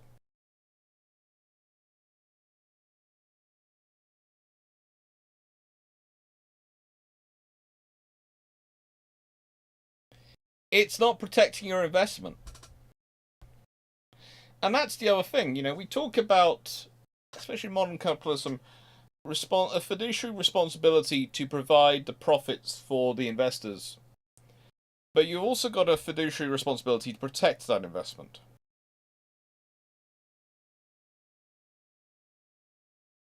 Because you could provide a profit this year and then provide nothing, and they lose their money. Why? Because you haven't put the security. That's why stores have to have security and insurance. For nation states, there is no insurance. There's only security.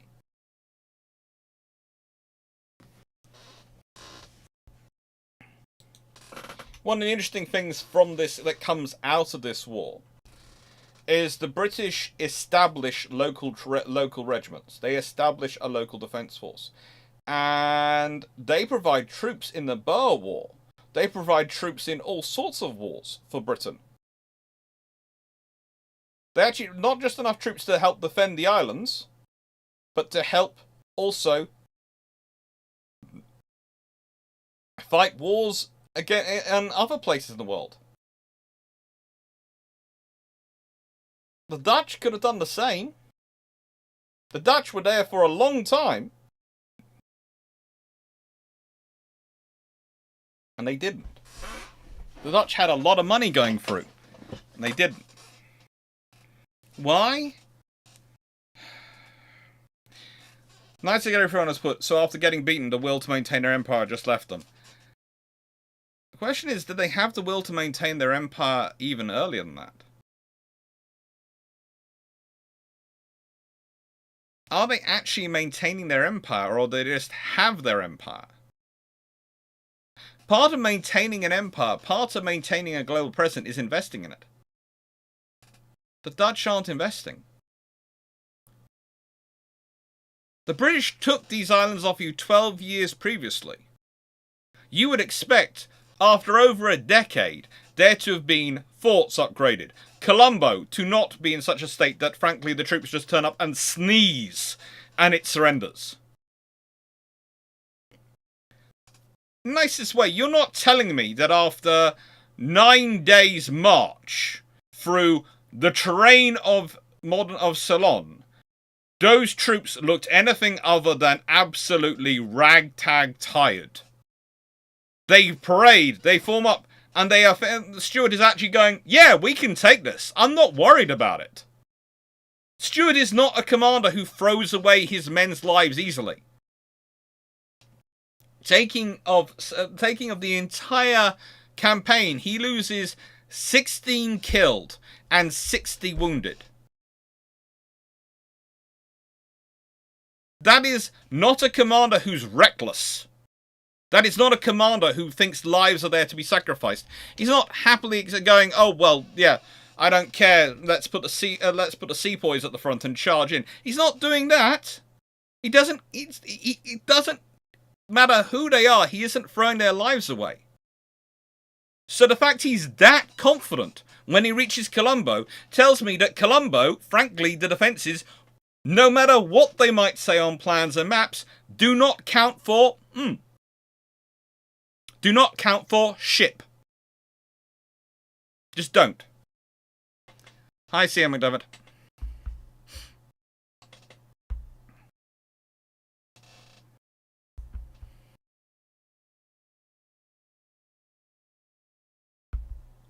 They just don't. And that's a problem. That is a real problem.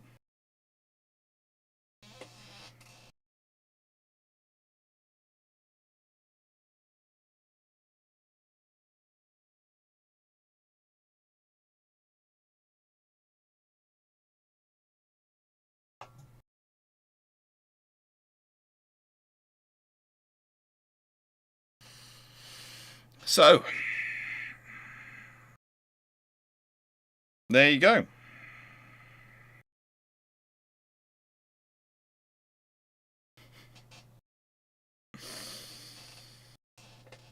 Any questions?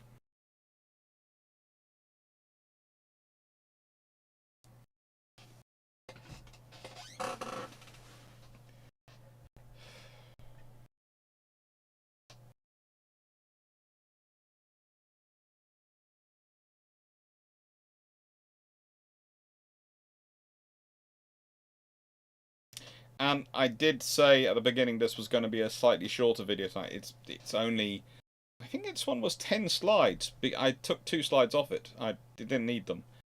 But also the reason it's slightly shorter is because, as I've said, I'm going to be driving off at 2 AM. However, I'm still going to be on Discord after this and chatting away to people if they want to be on Discord, chat to me on Discord.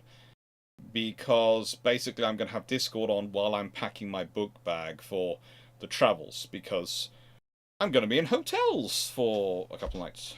And then driving back. It's all sorts of... Basically, the birthday bonanza is a lot of driving for me.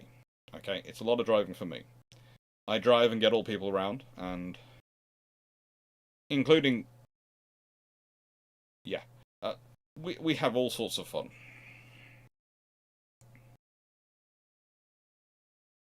All sorts of fun going on.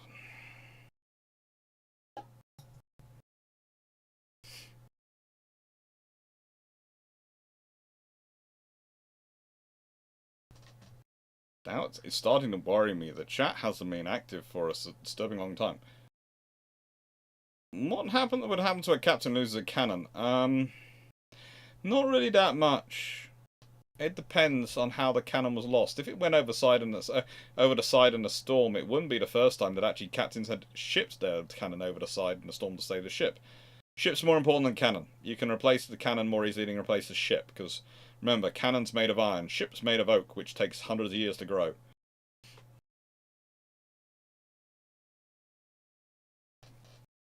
This one honestly haunts us to this day. There's a desire for those things, but there's lethargy and fear of what's going to cause. I notice this in a lot of countries at the moment. I do honestly worry about a lot of countries because the debate is often, but do we want to pay for defense? We know we need defense. We know there are these security threats, but maybe they won't materialize, and maybe we can be a diplomatic powerhouse without being a military powerhouse, and then we don't have to worry about it. Or, you know, maybe we can get by with two ships replacing 5 and still have the same aviation ability, because it says so on this chart that if everything works perfectly, that's what's going to happen. And everyone who's ever dealt with ships in their lives sits there and goes, no.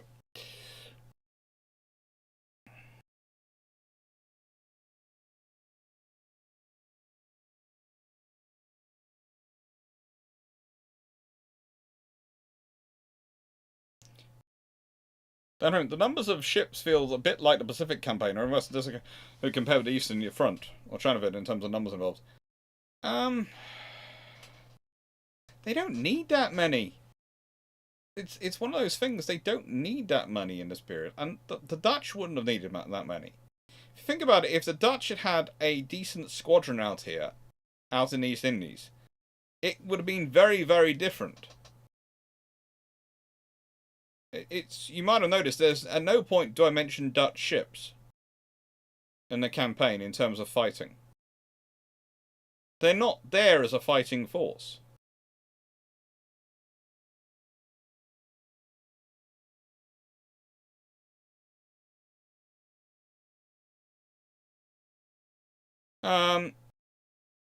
If a ship's captain puts cannon ashore to assist with trying to take a fort, and they both lose the fort, then they're not going to worry again. It's part of the whole risks of war.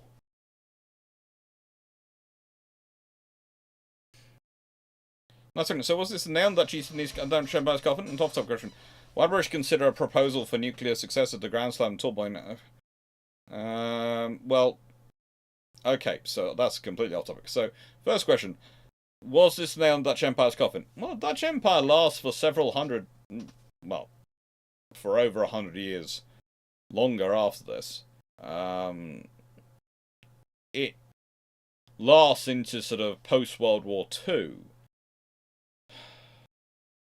The trouble is, the Dutch Empire from this point onwards is never really again an independent power. From this point onwards, they are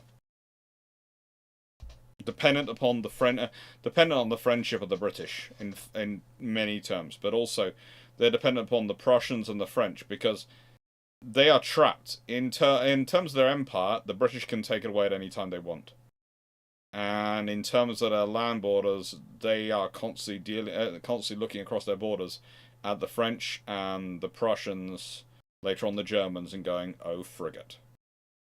So yeah.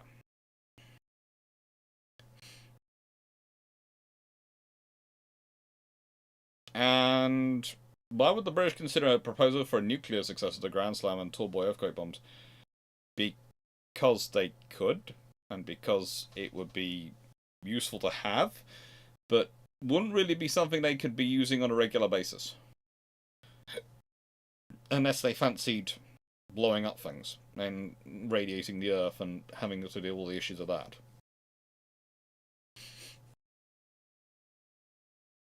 Steve Clarke. So if the Dutch did invest in infrastructure, would anything of realistic change given the Dutch surrendering to the French revolutionary tendencies? Well, they'd have actually had more if you consider the efforts, especially the efforts of Johan van Angelbeek. If he'd had more of the forces out there, then I think you could have seen something different go on. I think you could honestly have seen perhaps Ceylon go independent. Honestly, I have this sneaking suspicion that they might have actually declared themselves independent for a few years.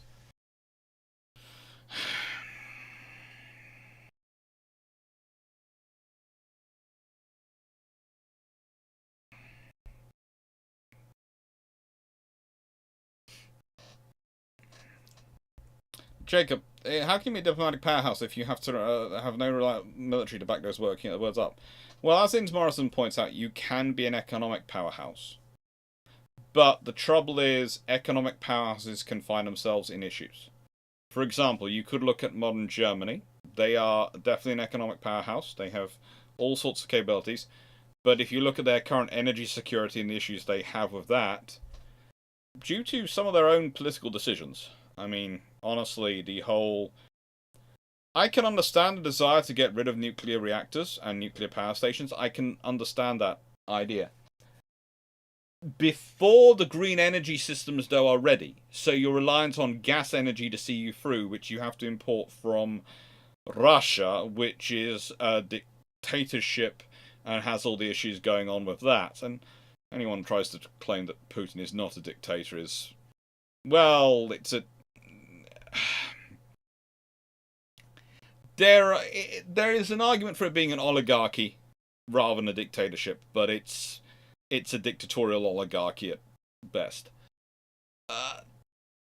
Even in those scenarios, it's not sensible. It's not strategically sensible because yes, we're an economic powerhouse, but our energy is dependent upon a dictatorship which might decide to stop it coming at any point and cause us massive issues. So we basically are limited in what we can do.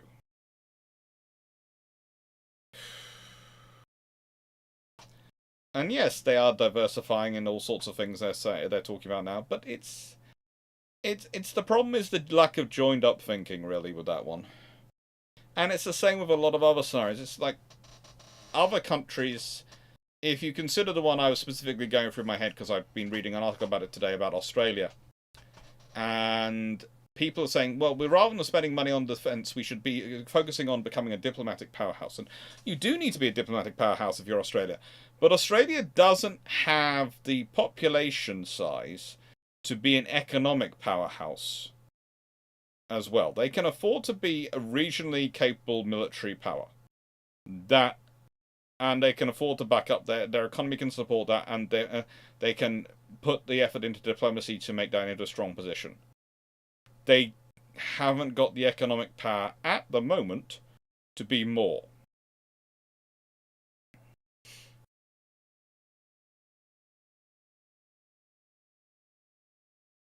You've got options, but they haven't got them.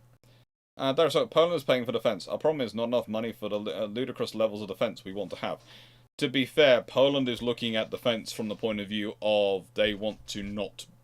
There is a large amount of psychology of the Second World War, First World War, various history of the Poland-Lithuanian Commonwealth, and various other things going through their heads when they're organising defence. Basically, there was a video I saw the other day which ended with a line about Poland, the speed bump now has teeth. And that's what they want. But basically, you can argue that the Polish are doing that because they're looking at their ally, theoretically NATO ally, to their west, and going, so your defence is, oh, frigate. And they're working it out based on how long will it take for the Americans to get here, and how long will it take for the Brits to get here, and how long will it take for potentially the French to get here if they decide to actually fight alongside us that day.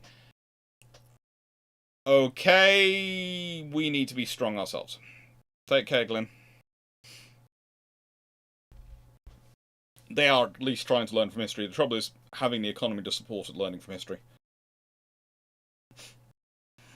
Take care, Seth. So, how often would a cannon of a ship be used on a fort? Quite often. They're usually the same cannon. It's often the same cannon, and it's basically, especially if it's a close to the sea fort, instead of putting it on a land carriage, you leave it on a ship's carriage and anchor it into the wall. So you can sometimes see the forts. They have anchors on the wall, anchor pins on the walls, like they do in ships, on the sides of ships, and that's literally for that purpose.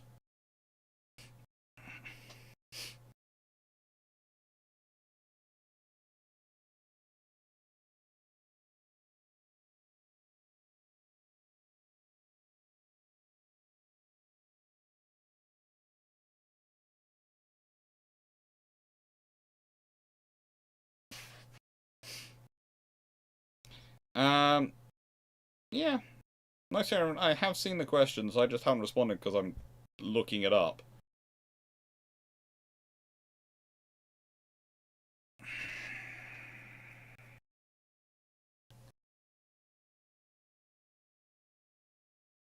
We told them, but the Germans listened to polls. Nope, they built a gas line out of the sea, possibly creating eco problems, since a lot of their chemical weapons were dropped there.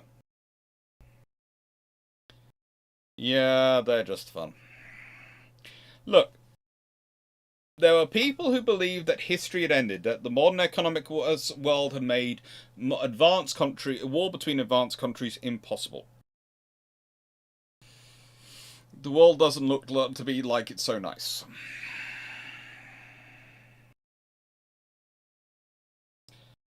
Dan Freeman, you have to remember, tank transporters don't just move tanks, they move all armoured vehicles.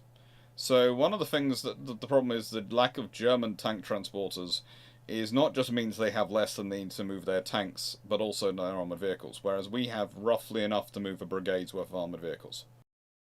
So we can move one brigade with our tank transporters.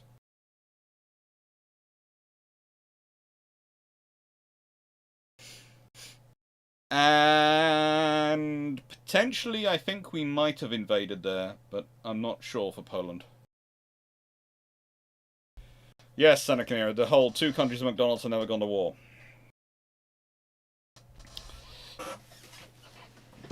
There are all sorts of joyous ideas on that one.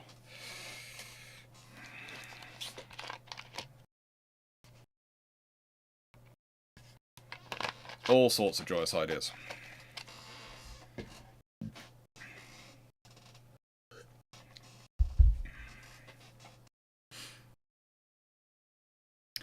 Right then. Don't know, the British Army does have brigade to put on transporters.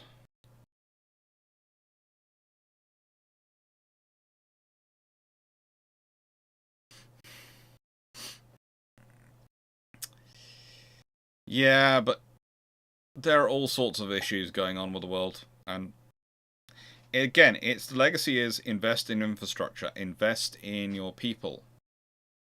Your people are in infrastructure, but invest in infrastructure as well, and you will have a long-term future.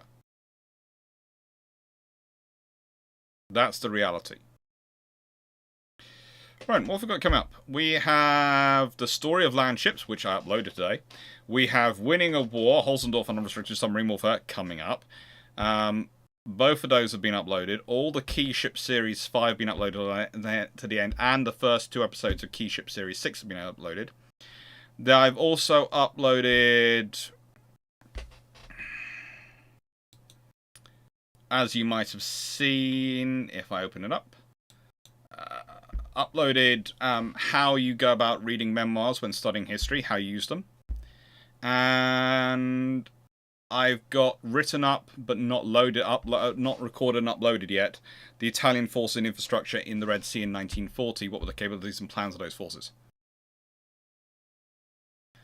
Innes Morrison, we're supposed to have a division.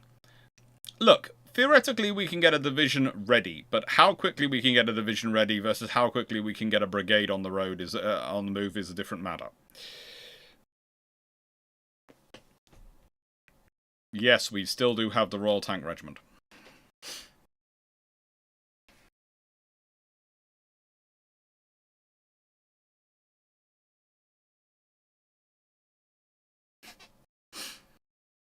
It's all fun.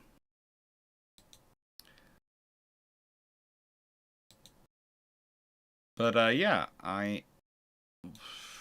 broadly speaking,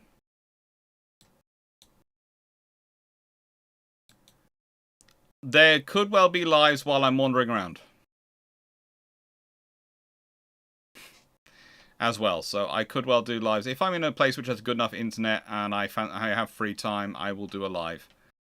I'm not sure exactly where they'll be, but there could be some.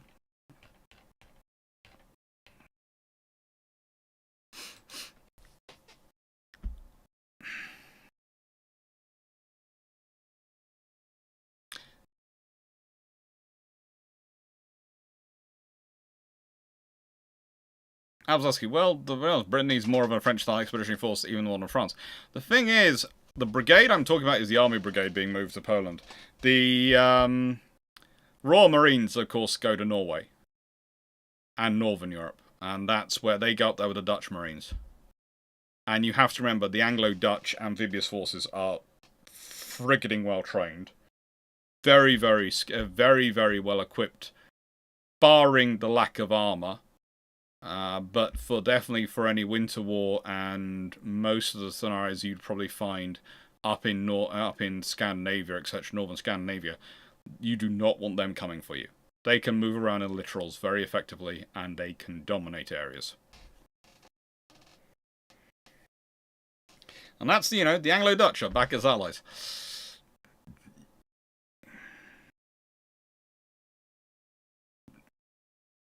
Yes, yeah, tomorrow I am up at 2 AM driving up to pick someone up, then dropping them back down here. Then I'm driving down to Torquay. I'll be at Torquay. Basically, I've said, I think the lovely... you'll have to check with him on Discord. I think he's organising it. I think I'm meeting up... We're definitely meeting up with New IKB 4472. And if anyone else is in the Torquay area and fancies getting together, I will have a poodle with me, and I'll be happy to chat. But I do not want to drive anywhere, so it has to be in the centre of Torquay and has to accept dogs.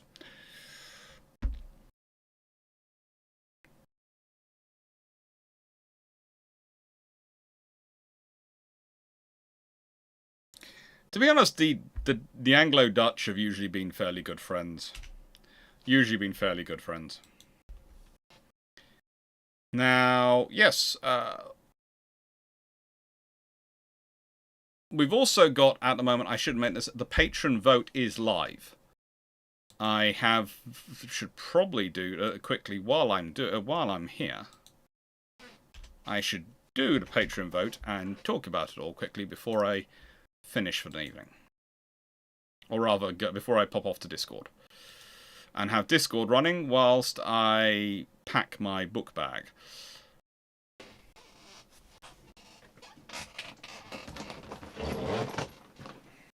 Which Dan will remember quite well, because he was with me when I bought it. Oh. Yeah.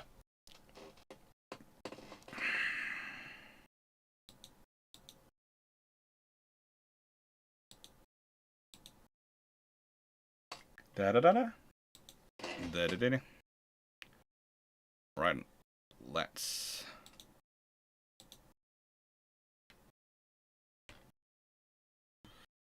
go add source. Desktop capture. Da-da-da-dee. Da-da. There we go. Patron questions.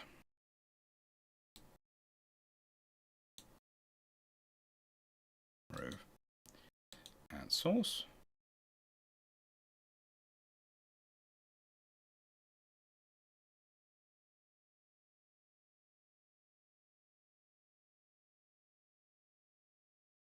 Wrong one. That was the wrong one.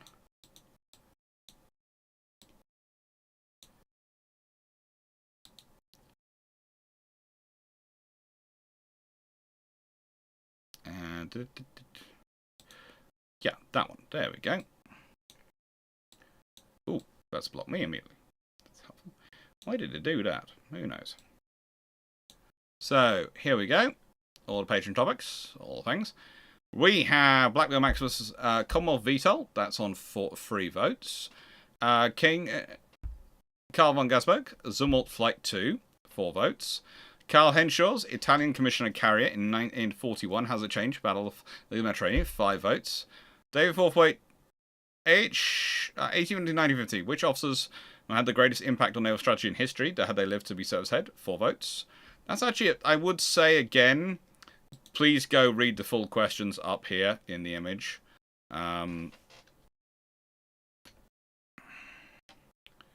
It's a case of it does tell you a lot.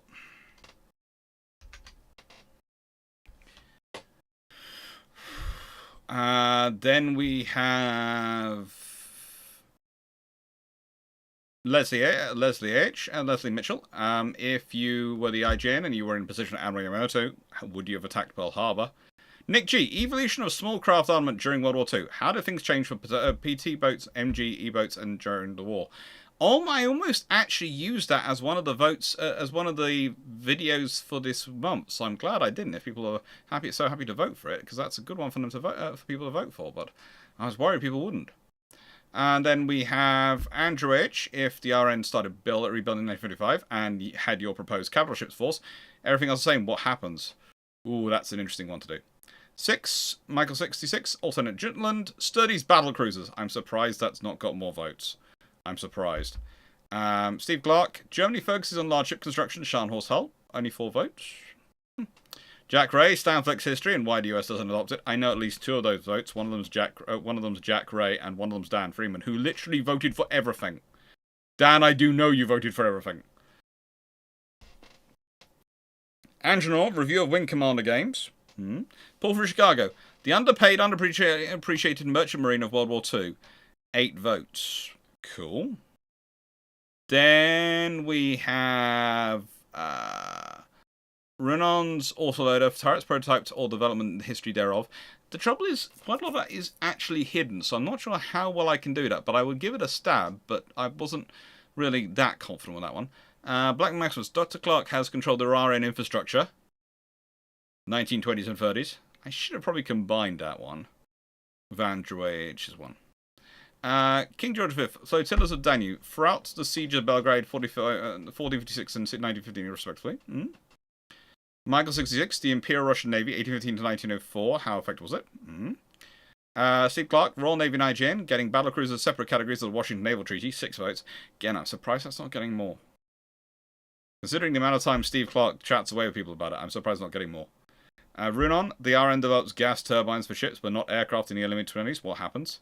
Very, very fast destroyers and sloops. Honestly, their maximum speed is 20 knots. Blackburn Maximus, transmitting power. That's an interesting one. It was going to be, it would have been a very engineering technical one.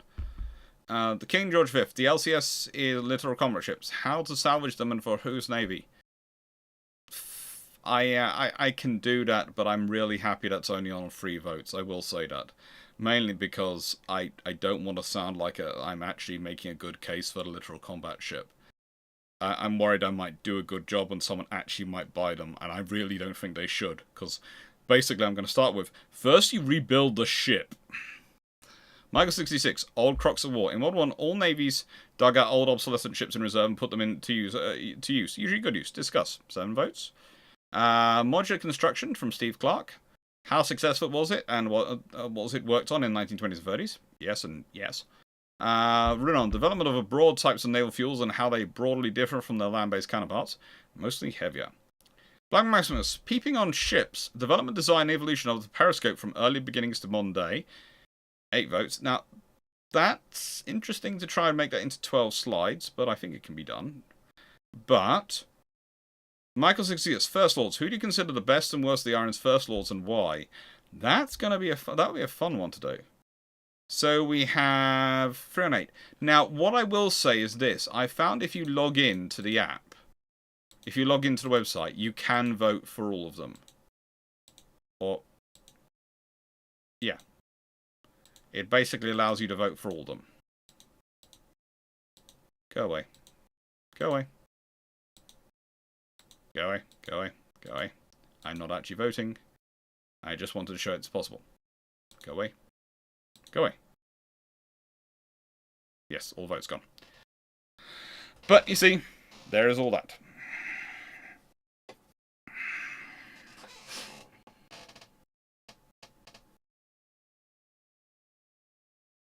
Different from the brew case. Yep.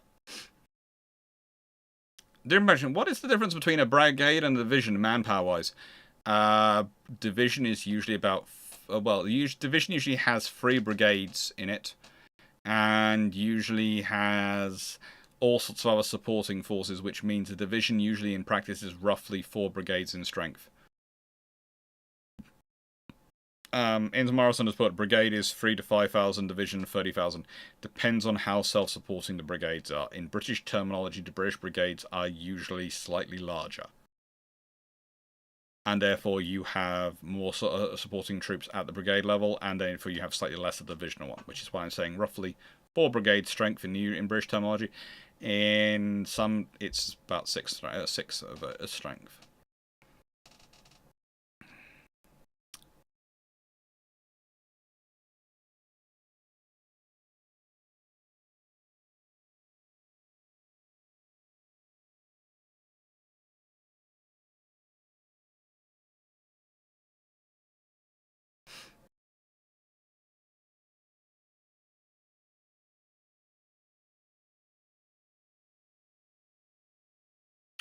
And as Dan has pointed out, once you have usually roughly 6 brigades, you'll have a corps command in front above, which is one of the reasons why you have some interesting things in the Falklands War, for example.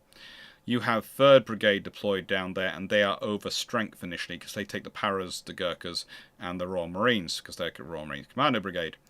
And they're almost acting as a light division headquarters when they're structured as a brigade one, which is why General Jeremy Moore goes down there with 5th Brigade, and they sort of form roughly 2 brigades and a divisional headquarters.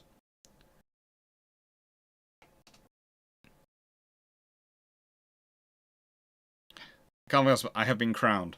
You have been crowned, yes, but that's because, in the nicest way, KVG, if I put your full name, Carl van Gasberg, in there, then I have to shorten the question down even more.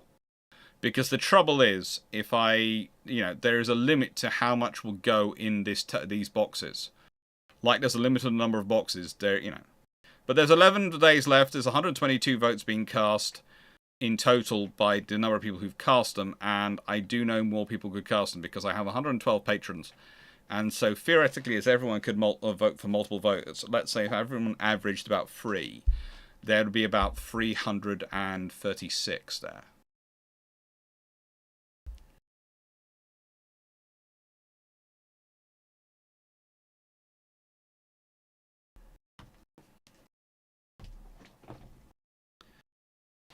Nice. I'm not sure if I asked how many gas turbines you could get in an Admiral class hull. It would be fun. It would be fun to find out. Probably about 4 or probably you would get about 4 or so. Depends how much they're generating. Early gas turbines. Because let's be honest, 1950s gas turbine.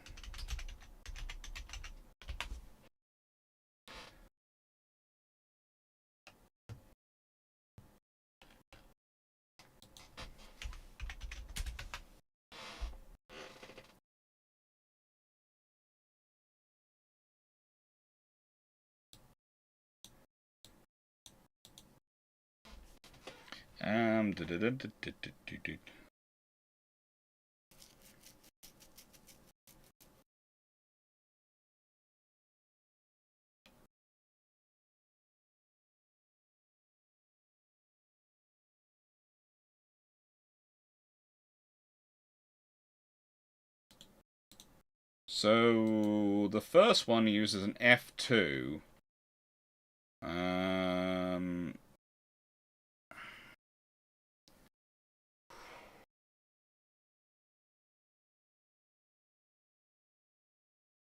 And oh well, let's see.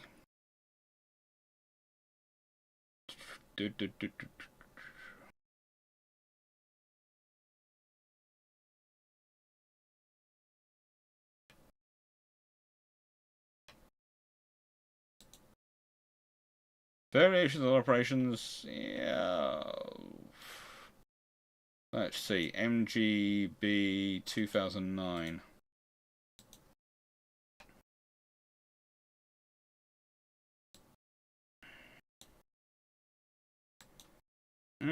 It'd be interesting to find out.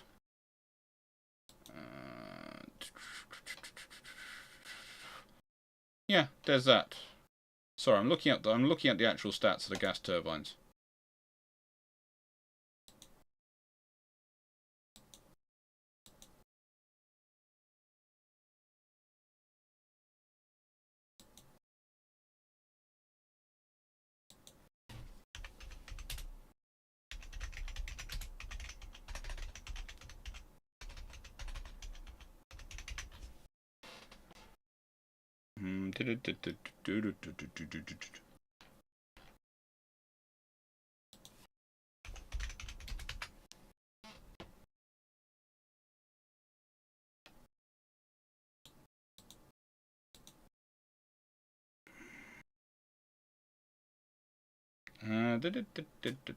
Oh, gas, of course.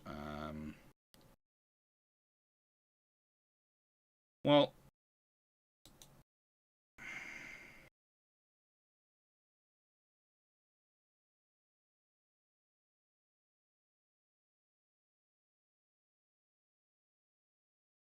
pretty much we'd be looking at. Oh, who are we looking at? We'd be looking at something. Royal Navy, Royal Navy, Royal Navy. That was combined diesel or gas with Royal Navy. Halifax, no, they're too late. Those are way too late for me to be looking at. Combined diesel or gas is what we were going with. No. Didn't the travel class destroyer frigates have gas?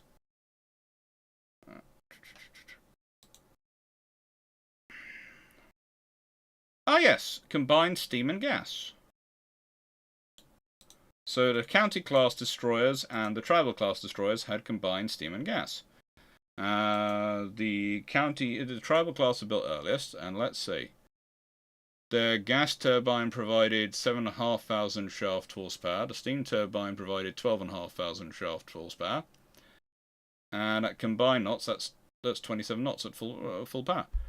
So yes, you need to work out how many of those turbines combinations you need to equal the strength of what you need for because it's COSAG, so it's combined steam and gas through reduction gearboxes to power the propeller. Okay. Gas gives range, steam turbine gives high speed, or does it matter? Reliability of steam, rapid acceleration, startup time of gas, so that's high speed. Okay. Yeah. That's what I'd work for. I'd work through combined steam and gas for that one.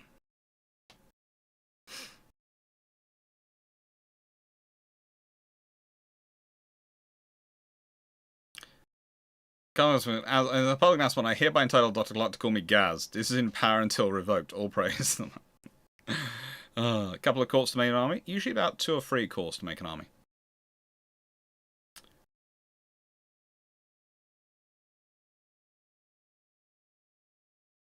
So like the question of modular construction is partially based on me going U254 or U2540. A lot of the smaller ships in World War II are built using modular construction.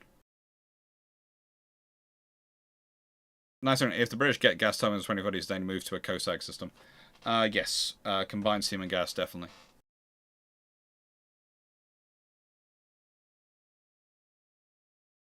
It was in the tribal class. It was a Metrovic, Metropolitan Vickers.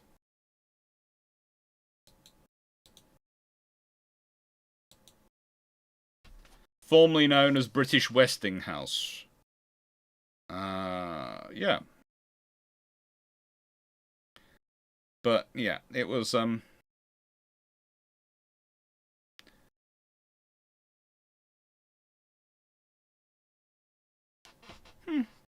It did quite well.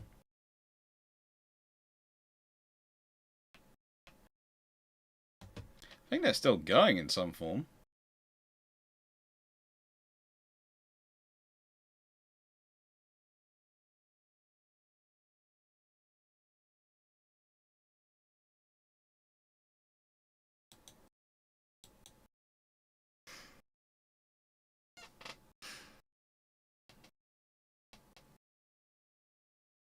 They're not. If you put 4 Olympus in a ship, it's going to go very fast.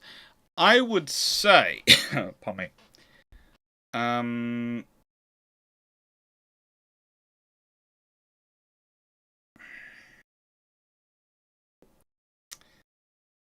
Well, A, you'd be talking about using that sort of power scenario for destroyers. Because if you consider Tribal Class Destroyer,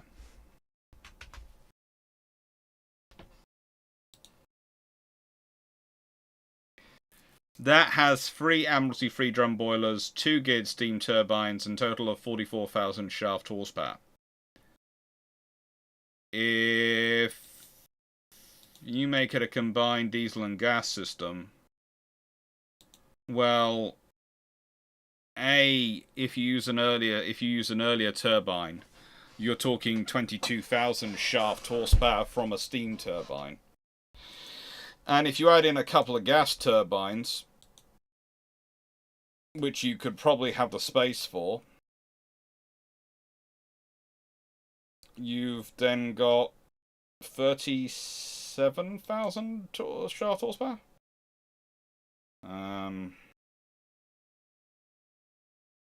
That might be worth it, might not be worth it. Honestly, you'd have to work on them and get them up a bit. So, if you consider, by the time you get to the Metrovic G6 gas turbines, oh, that's interesting. Okay, so the Tribal class frigates G6 gas turbine produces 7,500 shaft horsepower. By the time you get to the County class, the same gas turbines now provide 30,000 shaft horsepower. And 2 Babcocks and Wilpots supplying geared steam turbines provide also 30,000 shaft horsepower. So they have 60,000 shaft horsepower at that point. That makes sense. So that's probably what you'd be talking about. Oh, frigate. If you've got 60,000 shaft horsepower in a Tribal class destroyer, that's going to be nuts.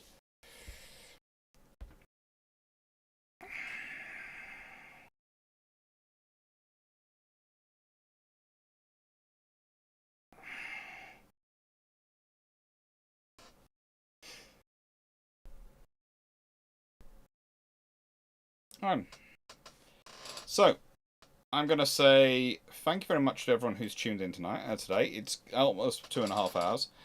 And I'm going to apologise, but I'm going to transfer over to Discord. And if people want to chat to me while I'm loading my book bag, I'm more than happy to chat away. But as said, I have got to also repack my car because I've been told that there's a whole lot of stuff being dropped off by my aunt that's got to be dropped off to where I'm picking up someone today. It's fun.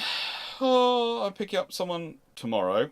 And then, of course, I'm driving out to Torquay. And again, anyone who's in Torquay is more than welcome to come and say hi. I think, as said, I think New AQB 4472 is organising it. Please contact on Discord and start the chat on Discord, and we'll see if they are. If not, I'll try and organise something, but it'll be basically, I'm driving all day tomorrow, so it will be local suggestions. Thank you, Leslie Mitchell. Thank you, Steve Clarke. Thank you, Tanner Verka. Thank you, Phil Williams. Thank you, John Shea, Albert Zaski. Thank you, DG40, Tanner Verka. Thank you, Inns Morrison. Thank you, Calvin Webber. Thank you, Bijon. Thank you, Just Funk. Thank you, Malaga. Thank you, Dan. Thank you, Paul. Thank you, Seneca. Thank you, Glyn. Thank you, Jack Ray. Thank you, Melanie. Thank you, Stafford. Thank you, all the admins who logged in this evening. Thank you very much, everyone who's been on here. Thank you, Jacob. Everyone for chatting away. Hope you enjoyed it. Hope you found it as interesting as I did. And, take care. Da-da-da-da.